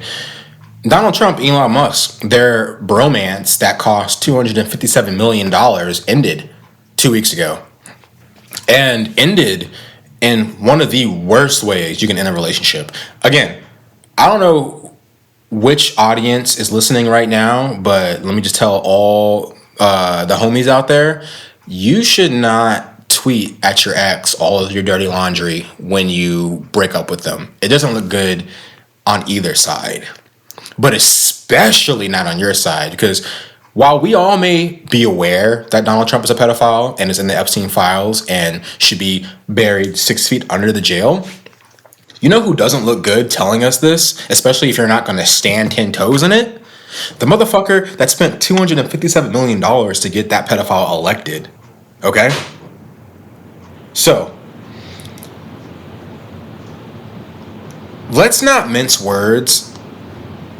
Any Democratic politician, and there's a few, who since their breakup is trying to win Elon Musk back to the left side or the Democratic side, shut the fuck up forever. Kindly hand in your Democratic, your leftist, your progressive title, because you are not a real progressive or leftist. Because if you were, you would understand it is fuck Elon Musk for life. Elon Musk has never been cool enough. Elon Musk has never been righteous enough. Elon Musk has never been morally adept enough to hold the position in politics or the cultural zeitgeist that he was able to hold for so long. Where Elon Musk is right now, a pariah to society, a pariah to politics, and then just honestly a pariah to the human race, is where he belongs. That motherfucker is weird. He has a drug addiction problem. He's not even good at fucking video games. And then to top it all off, he's fucking ugly. What drug he be fucking with, bro? You said what? What drug he be on? They said, so after they broke up, they released, I think the Wall Street Journal, released an op-ed on Elon Musk. And it said that he, on a daily basis, resulted in a cacophony of drug use that included, but wasn't limited to, Adderall, ketamine, and he had a ketamine addiction so bad that apparently, guess what? He was pissing blood. I think marijuana was in Yo, there. my nigga be K-hole. My nigga be K-holing, bro. Have you not seen any of the press conferences that Elon Musk has been to during his tenure with the Trump administration? Bro, he was Nah, all bro. All right, I'm gonna send you some shit tonight because you don't even have to listen to the press conferences. People have made whole compilations of this nigga tweaking in the Oval Office. Like, I want you to think about every wild night you've had and the people in those rooms, and then think, yeah, this motherfucker shouldn't be in public. And then just put that motherfucker in the Oval Office during a press conference next to Trump. That's Elon Musk, bro. Nigga looking crazy, dog. Crazy. Eyes in the back of Geeked the up. head. Nigga, literally geeked up. Nigga's fucking doing neck rolls like he's at a fucking Tame Impala concert, dog. This shit's crazy, bro. I love it for him. I love it for him. And no, and don't get me wrong, I'm not here to critique Elon Musk's drug use and say unilaterally that makes him a bad person. That's not what I'm saying. What I'm saying is Elon Musk's actions and the way that Elon Musk has moved as if he's God's gift to Earth, while at the same time dismantling multiple federal programs that help millions of people, while at the same time continuing to absorb undeserved tax money for his companies, while he and his companies don't pay into that tax pool, does drugs when everybody else in the country has to take drug tests to get their jobs that they've trained very hard for. Yeah, miss me with it. Elon Musk can suck my dick. Can suck a bag of baby dicks. Nigga can eat my ass from the back. Fuck Elon Musk. And it's fuck Elon Musk till the day that nigga dies. Cause guess what? It probably won't be long. Okay? With the type of shit he's doing and the way his body looks. Bro, I'm weak. You want Elon Musk to eat your ass? Nigga said what? I don't know. Either way, bro. Like, I mean, do you? Nigga say you want Elon Musk to eat your ass, bro. No, I said he can't eat my ass from the back. Oh, you a 69 guy, bro. Oh man. No, nigga can eat my ass from the back. That don't mean I gotta fucking eat his ass or suck his dick, nigga. It's fucking Elon Musk, bro. And it's so crazy too. Imagine being such a fucking loser that Elon Musk cuts your bitch, bro. Because that's what happened. Elon Musk showed up into the White House with a black eye because he was fucking Stephen Miller's bitch. Fucking who? Stephen Miller, the Nazi in chief, the chief of staff for Donald J. Trump, the one who masterminded not only the Muslim ban but the ICE deportation plan, who has come out and said that if he had it his way, he would reduce the population of America to 100 million people, and all those people would look like him. Yeah, the Jewish immigrant who, once his family decided he wanted to close the door behind him, but Elon Musk as you're saying something shit, bro. Oh, no, he was fucking his wife. Well, allegedly. What happened was, officially what happened was, so Elon Musk was leaving the White House, and the wife of Stephen Miller left the White House position she had and is now working at Starlink with Elon Musk. And after that news came out, Elon Musk just so happened to show up into the Oval Office the next day with a fucking black eye. You put two and two together. All I know is, won't nobody that mad with Elon before, okay? Nigga should have shot Elon, bro. Disrespect his bitch like that. But here's what I'm saying though, and this is what also kind of pisses me off about the people who want to bring Elon Musk back into the fold of the Democratic Party, because the main reason why they want to do that is they think Elon Musk is a unlimited cash cow. If they can bring Elon Musk back into their fold, they will basically have money to fund their elections until kingdom come. But what I'm saying is, fuck your elections. What about all the money he's stealing from the American people? If you really want to get back at Elon Musk for all the wrong he's done, tax the fucking hell out of him.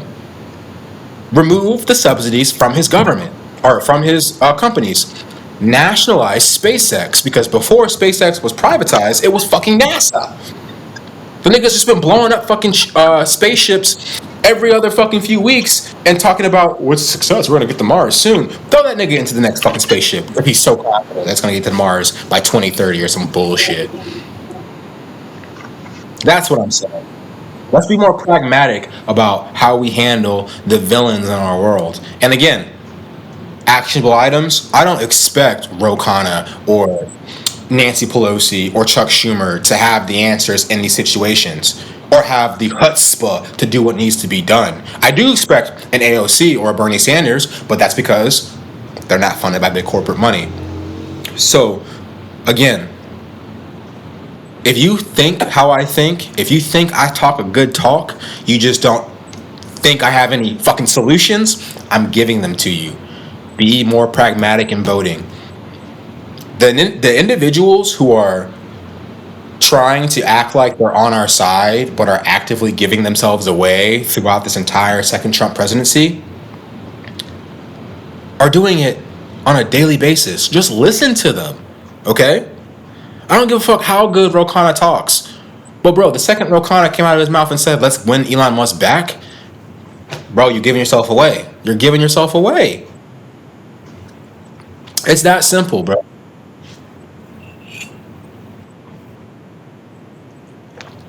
You said what?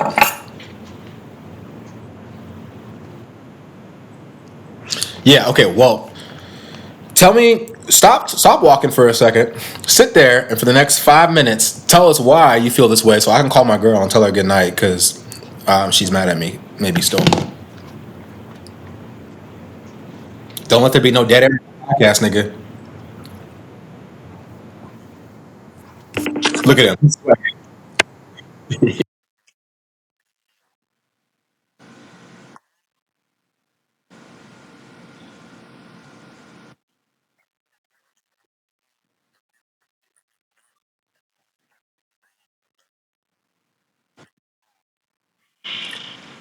Politicians are thieves, but like, I mean, the only way that we can really, like, it's the only way that we're represented by our government. So we gotta pick good ones, and the good ones are the ones who aren't taking that corporate money, or at least good enough. The ones are the ones that aren't taking that corporate money, because it means that they aren't having some just random thing fed. Whatever that corporate money is coming from, they're pushing their agenda. Whatever the fuck they need. It can mean environmental deprivation. It can mean like political lobbying for Israel, whatever, APAC. It could be any type of PAC money, but like all that money is bad money because it's just something being put in their mouths. It's not their morals. It's not representative of their values. All money's not good money. You said it right there, bro.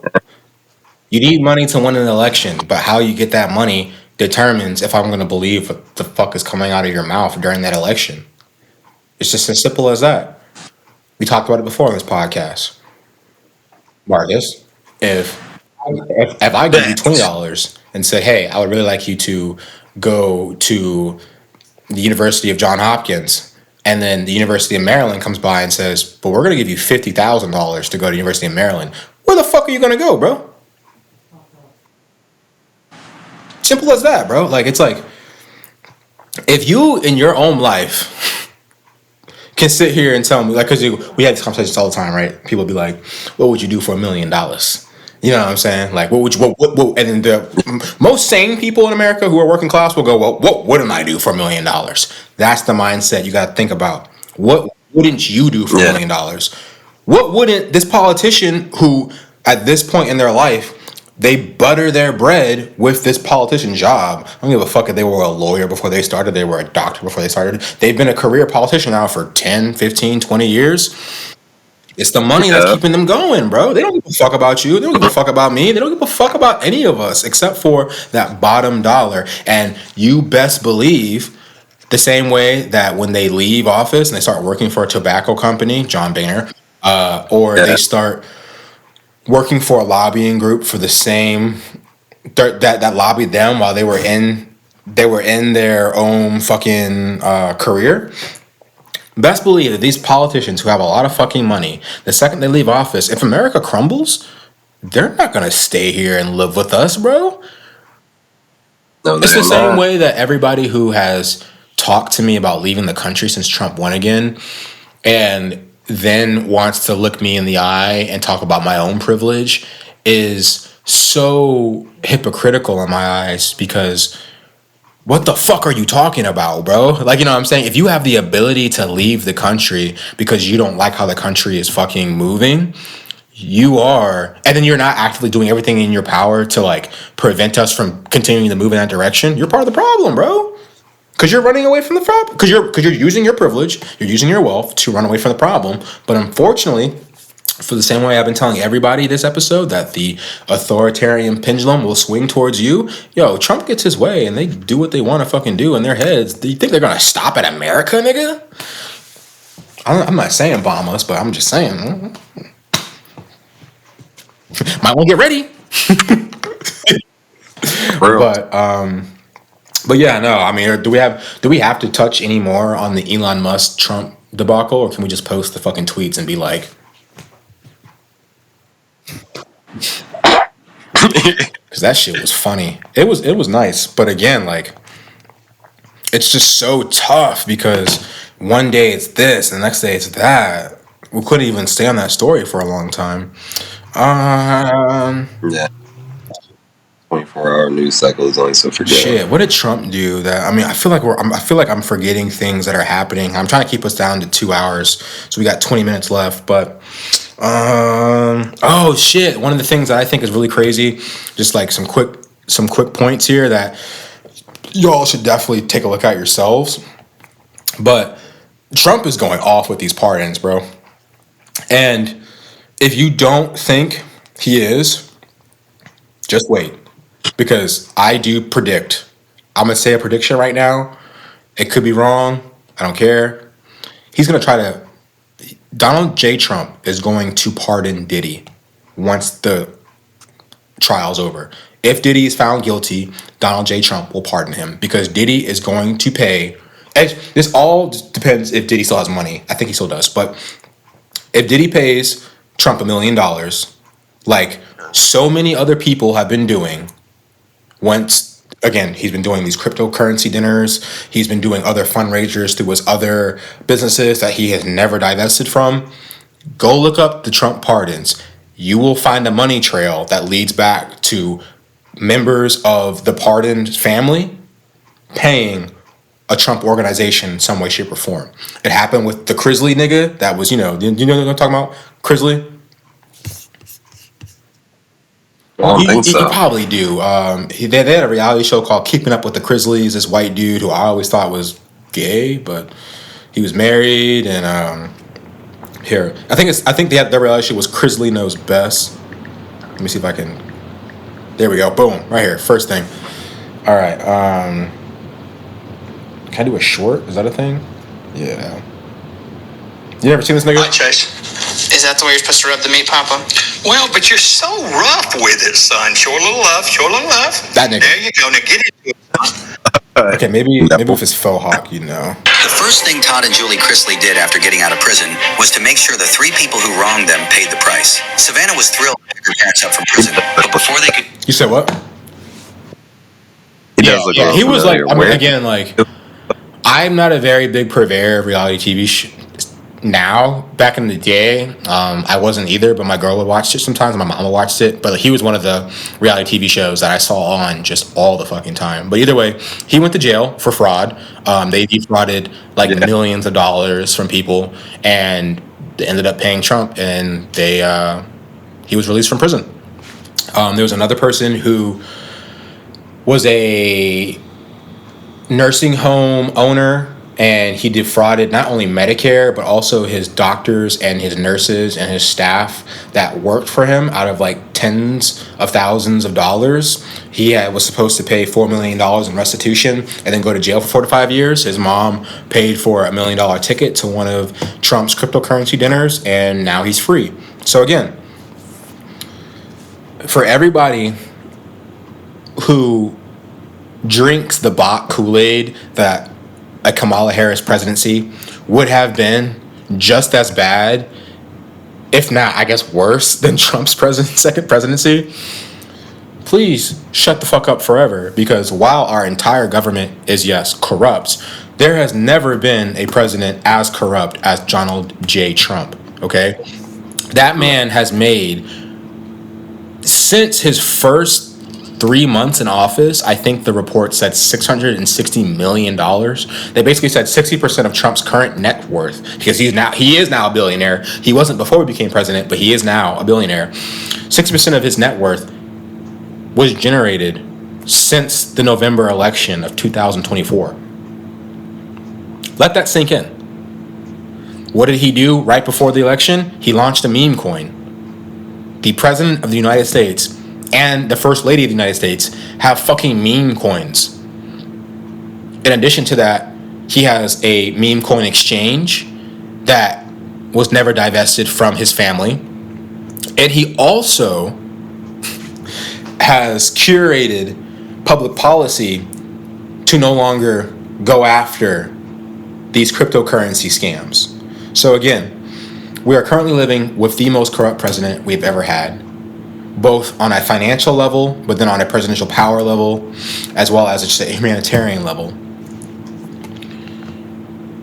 Go check this shit out, man, and then start using some of our actionable steps.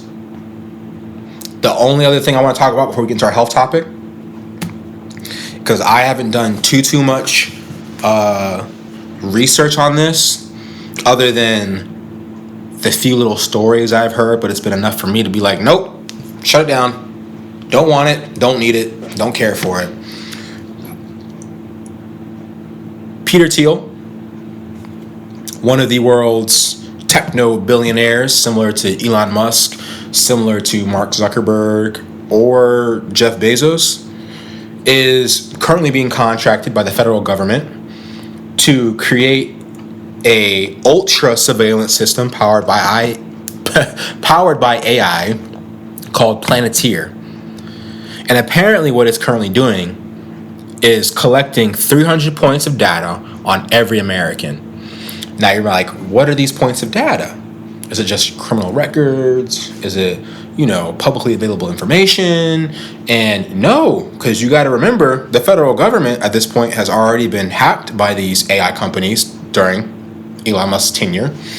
So they have access to your social security number, to your health records, to your financial records, to your school records, on top of whatever criminal activity records you have, on top of your just basic, God forbid you actually did one of those 23andMe services, but they probably got your fucking gene code in that bitch. So what I'm saying is,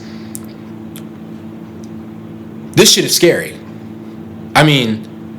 Tim Dillon had a great rant on it, so I'm not going to spend too much time. Just go listen to that rant. I think it was very, very poignant.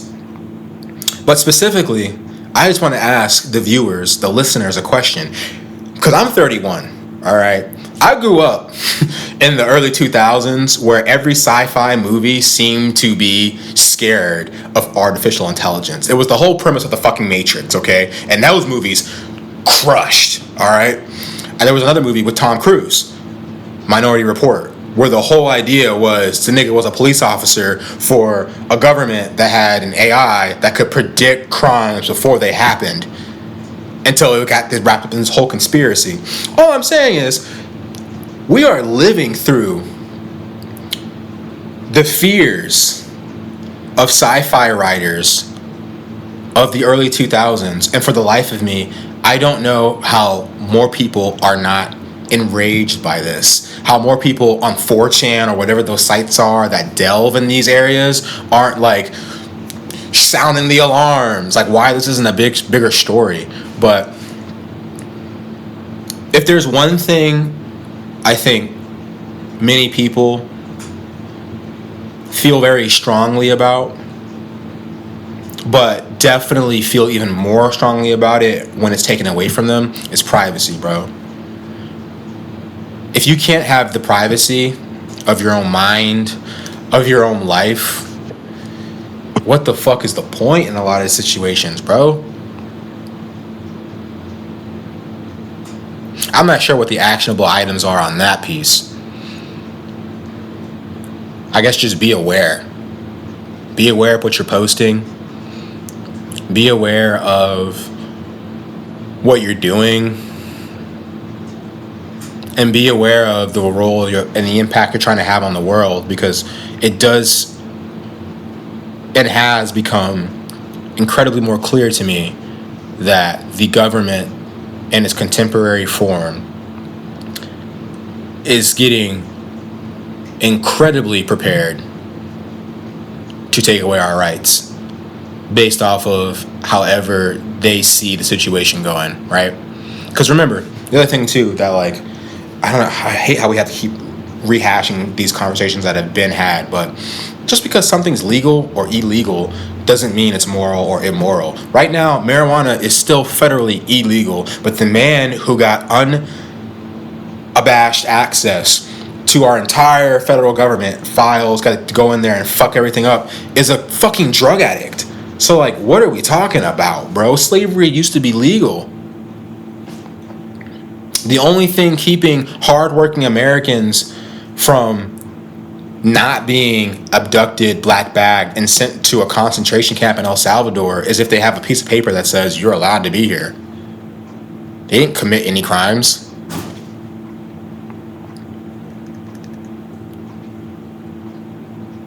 My actionable item on this piece is to be aware and be more empathetic, bro. Because even though it's not happening to you yet, doesn't mean it won't. Especially with how quickly this government is moving. Whew. That's that, bro. Is there anything funny we want to talk about before we get into the health topic? Because that's not funny either, I'm just going to be honest. That shit's actually pretty scary. Nothing. No titties. I was hoping when Devontae hopped in here, he'd have some shit to say, but I don't know if his shit's freezing or what's happening. But yeah, man, we'll just keep getting right into it if you don't got nothing, Marcus. I mean, yeah, we got RFK Jr. Nigga said, nah, there's nothing on this, bro. We gotta keep going. I got Cash Patel. I don't know. Oh, fuck that dude, bro. How do you go from being one of the lead voices on the Elon Musk conspiracy theory to then getting in the office and then losing? I mean, I know how you do that. You don't have any morals, so go figure. But yeah, he got paid out at his morals. So fucking sad, but expected, for sure expected. What else? I mean, did you watch the BET Awards? That was pretty cool. Yeah, that was pretty cool. Doshi spoke on the protest. Y'all fuck with Doshi? Yeah. This protest. This podcast fucks with Dochi. I fuck with Dochi before she got clean and after she got clean. But yeah, man, I don't know. I don't give a fuck about a lot of shit right now. That's not to say that I don't find time to maintain or experience joy, because I do feel like you can't be. It's difficult to be constantly initiated without actionable steps and remain sane. So I will say, for your own mental health, my dear listeners, take care of yourselves, man. Continue doing the activities of daily living that bring you purpose. Continue exercising, continue feeding your brain, reading good books, not just bullshit, not just smut. I'm looking at all the women out there. I'm just kidding. I'm just kidding. But continue to nurture and build your own communities. So, I mean, spending time with your loved ones, spending time with significant others that aren't romantic, they're just platonic, shooting the shit. And I think by building community, by like going outside, if you're a person who's chronically online, I've spoken to a few different young people at this new job. One of them, I call him my YC, my young cracker. 19-year-old homie who is super initiated, like super activated and just like on it. And we were talking, and he told me I wasn't always like this. Like, of course, he's 19, so I mean, like, what do you mean you weren't always like this? But he said, in my younger years, because he comes from a pretty conservative household, and he got really into like the online manosphere and found himself in like a weird pipeline and having a lot of weird thoughts. And it wasn't, and if it hadn't been for the fact that he had so much turmoil with his father, that when he started to like see his father's side of shit, he was like, I lost the plot somewhere, and like was able to like pull himself out of that echo chamber, and is well read. Has a very eclectic music taste, you know, and we've had a lot of good conversations, but continuing to build conversation, and by doing that, or build community by going outside and speaking to your fellow man, because the longer we continue to I say that as I'm talking to a microphone and expecting people to listen to it on a fucking platform, but as hypocritical as it might sound, like, I think we are spending far too much time in these online platforms and losing some of our empathy due to the loss of connectivity between people. And as somebody who, again, has had the privilege to travel to different areas of America, to work in ERs and interact with people of all different lifespans, economic statuses, races, cultures,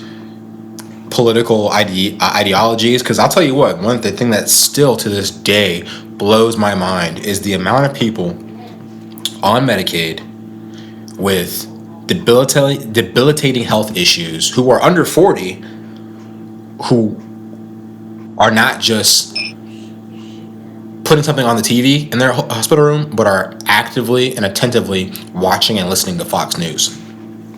Shit is insane, because in my head all the time, all I'm thinking of is, nigga, they talking about you. They trying to they're fucking with you right now, bro. Why would you listen to this? Y'all think y'all algorithm brain rot? Fox News, that's your grandparents. That's your parents' brain rot. Fuck. Your parents' brain rot. They're the most Fuck your watched grandparents. news. Pause. They're the most watched entertainment television channel in the country. They beat out CNN, MSNBC, Newsmax. Numbers wise, they kill these other channels, and it's because they propagandize. It's because they give you some. In the same way Kendrick Lamar was shitting on Drake for only pacifying people by really feeding their base emotions, fear, xenophobia, hostility, you know, the emotions that get us going, you know what I'm saying? That's what Fox News does. I remember during the protests in LA, I was just trying to figure out what the coverage was. I walked into a room, someone was watching Fox News. The only thing these niggas were talking about and literally broadcasting on a continual basis was like some black and brown kids running into an Apple store and like ripping off shit. You know what I'm saying? That was the only coverage they had of the protests. Looting is their favorite. It's never and it's never a deeper conversation on the looting, though, because for me, and this is how I interact with individuals of a different political belief, but when the conversation gets to, but you know, I enjoy the protests, or I believe what the protesters are protesting against, but the looting would stop. My first question is, who loots? And they'd be like, what? Like, no, who's looting? Do you loot? No. Why do you loot? Why don't you loot? Well, because I'd rather buy it so you can afford it. That's what you're telling me. Nobody loots shit who can afford shit. You know how much fucking like I mean, again, and because they know that they would get in trouble for it. You have shit to lose, you're willing to, you know, just fucking buy it. But when you don't have shit to lose, desperation. Everyone's doing doing it, you're gonna fucking go Desperation get in a it. vulnerable Like, population. That's what we're talking about. When you've never lived in desperate situations, or when you've removed yourself from desperate situations to the point where you don't remember what it's like to live in that fight or flight syndrome, you can get very bubbleized, and instead of asking the right questions in situations, not you end up aggrandizing as if you're holier than thou. And again, what I am asking for people is to be a little bit more empathetic, because unfortunately, my fear is far more people are going to find themselves in that fight or flight mindset as this regime continues to go forward. And while it might help our cause if more people suffer so that they can realize they have to be the change that they want to see, I would really like for us to learn through conversation, through history, through reading about the plight of somebody in a worse situation than ourselves, in an effort to improve the situation of the most vulnerable and the most marginalized among us, without us having to actually be in those shoes. But alas, we might not get that lucky. So enough pontificating on the events of the last month. It's still fuck Trump. It's still fuck Elon Musk. It is freedom to the Palestinian people. It is peace and safety to the Congo and the Sudan. It is resist and refute the disappearance and deportation of our cousins, of brown, black, and white people too in this country. Huh?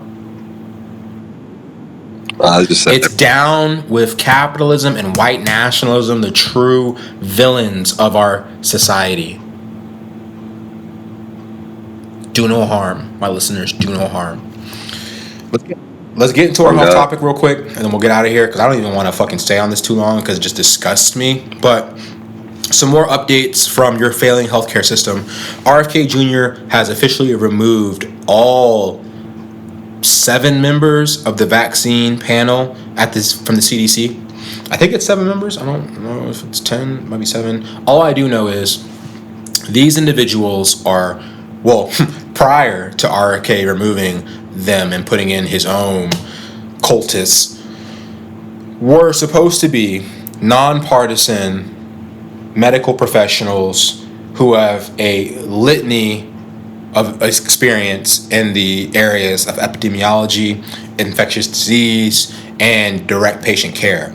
So the people who are making the guidelines for vaccine scheduling, so whether that's, MMR, like when do you get the MMR vaccine, yellow fever, or the annual flu and COVID vaccines. That's what these individuals did, as well as discussing new medications, their efficacies, and doing the research. And all that to say is that prior to RFK Jr., even with the little blurbs of anti-vaccine skepticism that were popping up across the country, this area specifically, when it came to evidence-based practice, the thing that fits all of our healthcare modalities and specialties together, right? Basically meaning if you were going to initiate a healthcare modality, you have to be able to prove its effectiveness to a certain degree before we label it as like medicine and not alternative medicine, right? That's what this panel was supposed to do.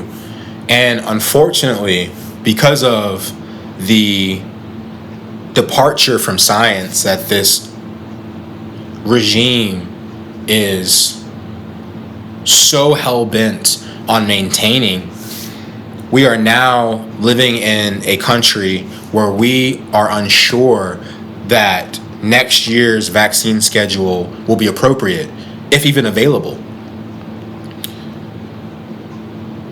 we get a different flu vaccine every year for the most part, right? Sometimes it's flu A, sometimes it's flu B, but unfortunately, there is no unilateral flu vaccine that happens every year after year. The flu mutates, just like one of the worries with the COVID-19 vaccine was that it would mutate. Without CDC experts we can trust, there's no way of knowing if the information we're getting is propagandized or if it's true evidence-based practice. So at this point, we have no actionable items when it comes to changing who currently runs the CDC. But the actual item I, as a healthcare provider, have for my listeners is to take hold of your healthcare decisions. More so now than ever before. You need to be paying attention to what your providers tell you. You need to be doing your own research through trusted institutions, right? So whether that's going to the CDC of Canada or the CDC of the UK, and understanding until we get out of this quagmire of unintellectual behavior, you might not be able to trust your federal government as wholeheartedly as you used to in the past when it comes to decisions about your health. And that is super unfortunate. But unfortunately, that's the world we live in. To make matters even more concerning, but also in some ways kind of ironic and poetic, is that we are living in a world or a country where the opposition party, Republicans, remember, actionable items, never vote for a Republican again, are now saying what they mean with the full weight of their fucking chest, okay? And what do I mean by that? What I mean by that is the Republican policy for healthcare for Americans is, if you can afford it, here's your healthcare. If you can't, die.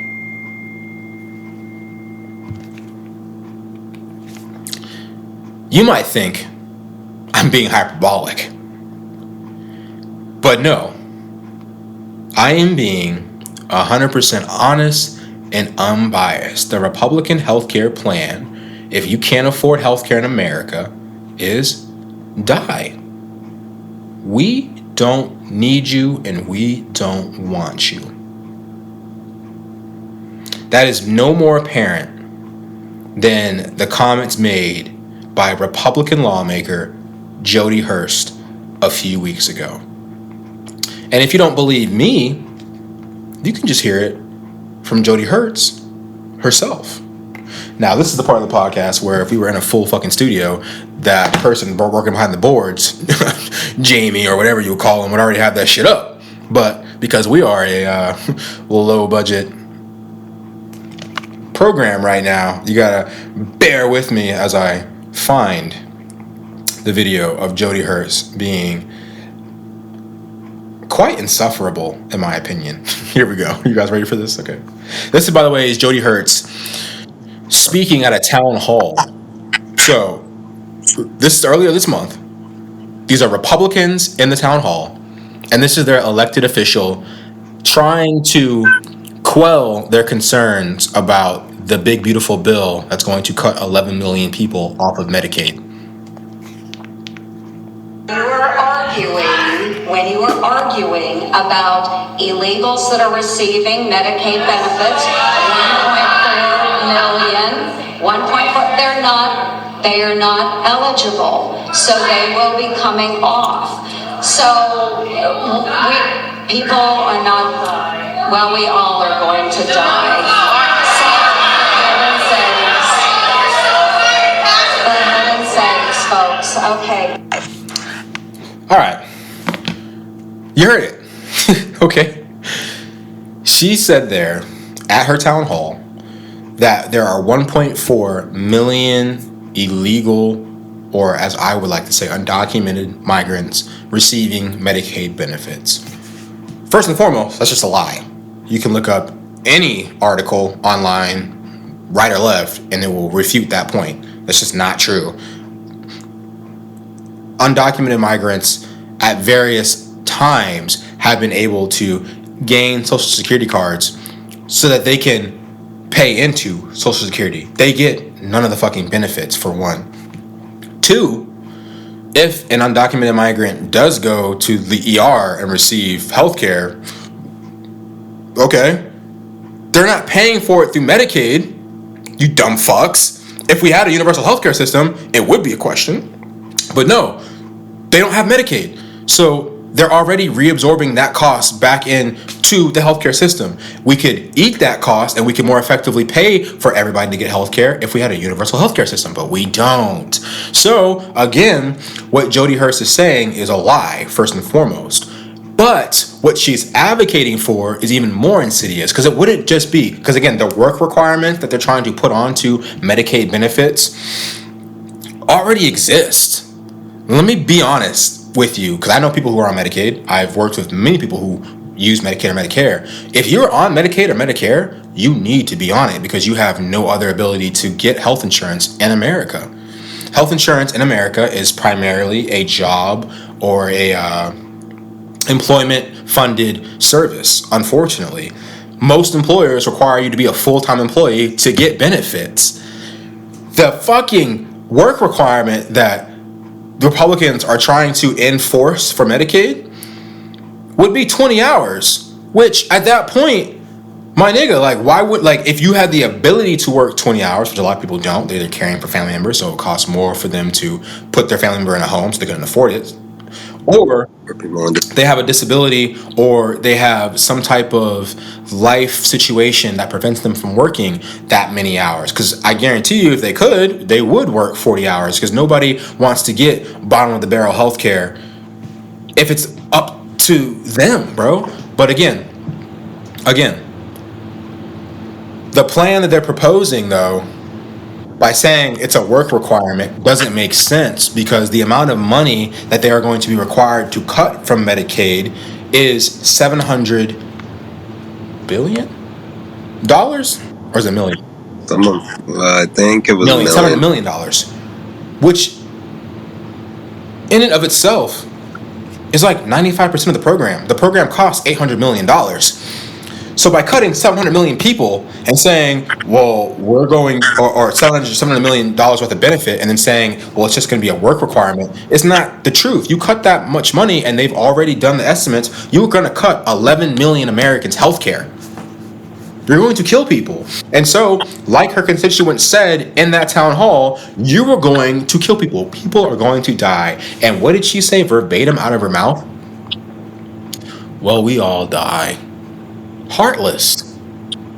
Just straight up apathetic to the plight of her fellow human being. And again, some of you who might be listening and who might, you know, because you were indoctrinated into your political party at a very young age, might be like, well, you know, it's a tumultuous time in the country, and she might have not known how to answer those questions, and it was a rowdy town hall. Okay, sure, I'll give y'all that. Maybe she came out later and cleaned up her words and realized what she was saying was, in fact, some of the most evil shit an elected official could say about their own fucking constituent base, right? Remember, she's not just a fucking entrepreneurial made in America CEO who has her own company and can afford to fucking buy her own hospital. No, she's an elected official who gets government funded healthcare, mind you. This is what she had to say after she got all the justified backlash to her asinine comments. This is her.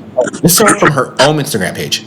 Hello, everyone. I would like to take this opportunity to sincerely apologize for a statement that I made yesterday at my town hall. I was in the process of answering a question that had been asked by an audience member when a woman who was extremely distraught screamed out from the back corner of the auditorium, "People are going to die."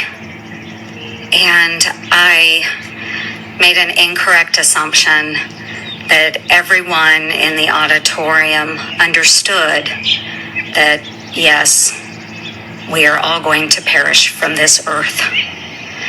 So I apologize. And I'm really, really glad that I did not have to bring up the subject of the Tooth Fairy as well. But for Yes, What the fuck? bro. And instead of apologizing and seeking atonement, at least to save face, she not only doubled down, She got sarcastic and her acting was good. she mocked her constituents. The people who put her in office. She said, I hear your concerns. I hear your justifiable concerns about family members dying because the government I'm currently a part of is going to steal your health care in order to give the people who don't need more money trillions of dollars of tax cuts over the next 10 years.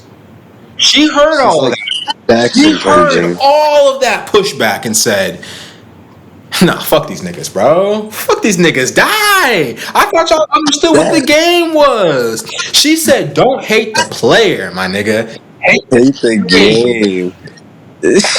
Bro, this is what we are at war against in this country, okay? Our politicians are gangbanging on us. And you got niggas cucking themselves to that. Like, imagine, literally, all these niggas wanted to laugh at Drake for getting his leg pissed on by Diddy, talking about how you gonna let a nigga punk you like that, motherfucker? Your politicians fucking about you, nigga. What are you talking about, bro? Niggas want to talk about fucking Kendrick Lamar standing on business, bro. How are we not standing on business, dog? Facts. We're gonna get out of here. We are gonna get out of here. We're gonna give you some content. But before we get there, we're gonna review our actionable items that we went over this episode. After you listen to us for 2 hours, bitch, complain, and catastrophize about the state of our country, what can we fucking do? So if you're listening to me right now, you're like, Jabari, I hear ya. Shut the fuck up. What do you want me to do, my nigga? What do you want me to do? What I want you to do, first and foremost, wherever you're at in America, right now, go to Google, figure out when the next election in your city, state, and then federal fucking country is. Go to your Google Calendar or write all that shit down so you don't forget. Make sure you are, registered to vote, because again, we live in a country that tries to disenfranchise everybody, so they don't want you to be registered, and they will take that shit away if you haven't voted in a few years. So make sure you register to vote, find the elections, and then go down the candidate roll. And we'll make it super simple. First and foremost, no Republicans.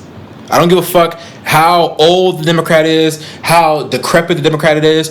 I don't give a fuck if the Democrat actually had a picture that came out of him from 20 years ago and he was accidentally fucking playing with titties, and we're like, was it sexual harassment? And the woman's like, it wasn't sexual harassment. But then the world's like, but you need to resign, Al Franken. And Al Franken goes, let me just resign and leave us fucked up. He's one of the only people who would say shit in Congress. What I'm saying is, I don't give a fuck what the Democrat looks like. If it's the Democrat or the Republican, if it's a liberal or a Republican, if it's a fucking what's the other one? The Libertarian or Republican? The one who's not a Republican, okay?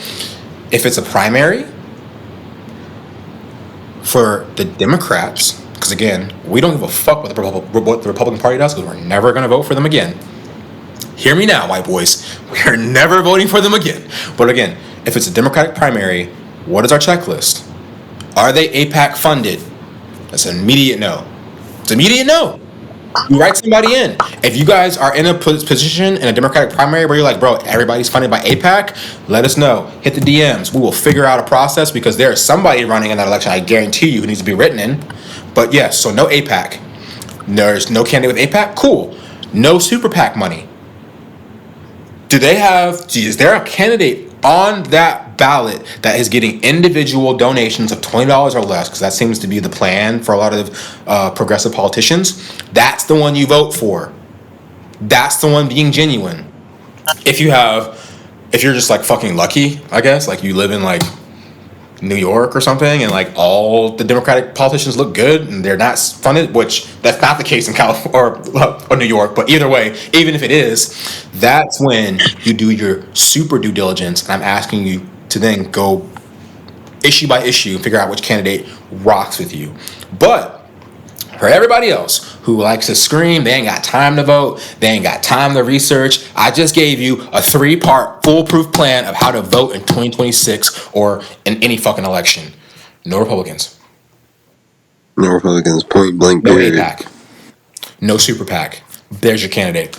Boom. Okay? That's actionable step number 1. And guess what? Even if your election's not for another year, just by doing this research, I guarantee you'll feel a little better, my brother, my sister, my child. Because I'm sonning a lot of you niggas. I'm just kidding. But either way, niggas who've been listening for 2 hours faithfully said, nah, I can't now.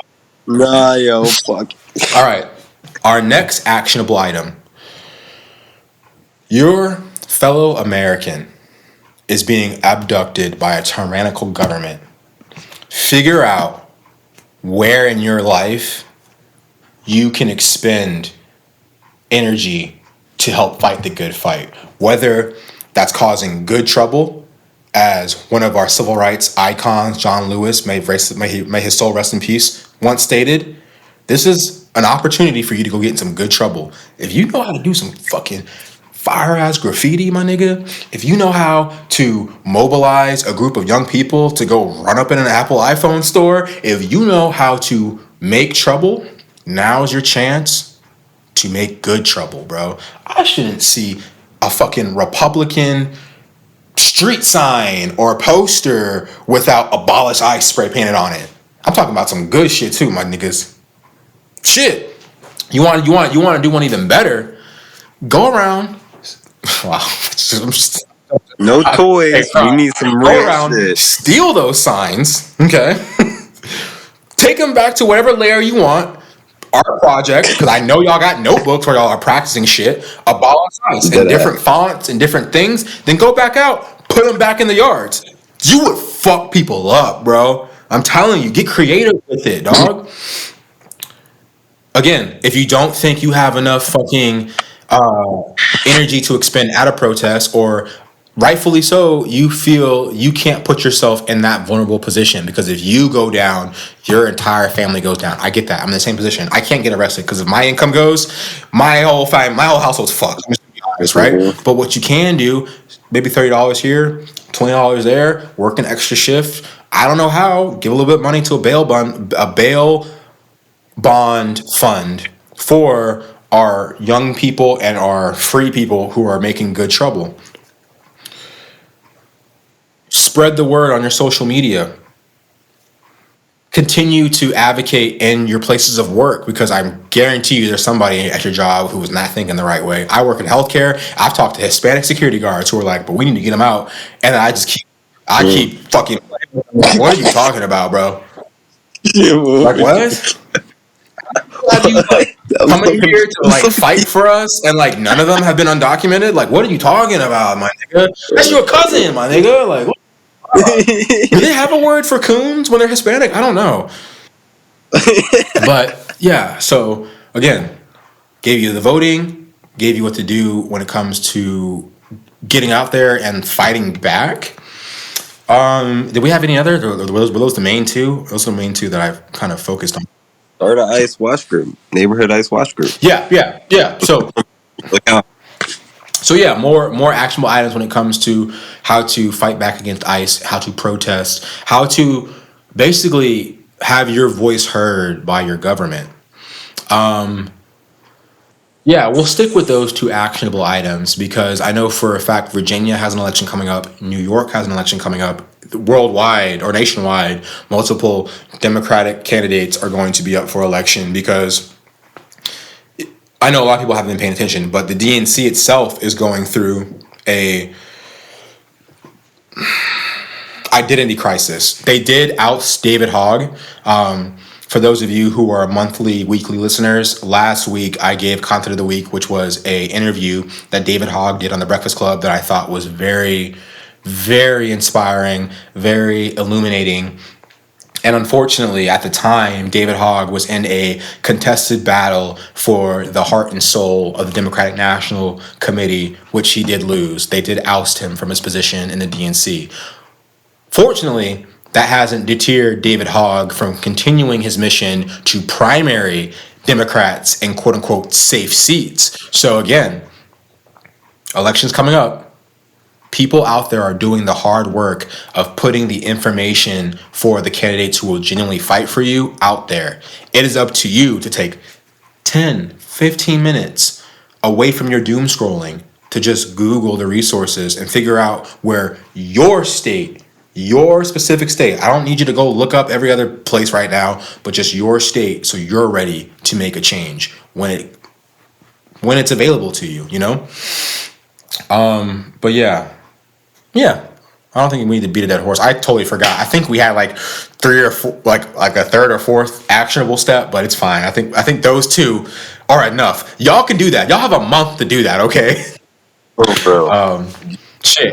And again, I know a bunch of y'all niggas be following me on social media. A lot more that follow the podcast, follow me on social media. And if you're tired of seeing me be schizophrenic on the timeline, do something so I can just go back to bullshit, bro. There's only so much I can distract myself with. And I know if I'm distracting myself as much as I am and I'm still going insane, there's no excuse for y'all niggas. Unless you got kids. If you did that to yourself, I mean, I guess it's a little bit. Like, they struggling. I don't know here Bro, I don't who know has how kids to do it. who's not looking like life is throwing haymakers, bro. Even the niggas that got money. I'm talking like niggas make household income upwards of $350,000. Just the fact that they got kids is like, bro, struggling. They look 30. All my friends who have kids look 30.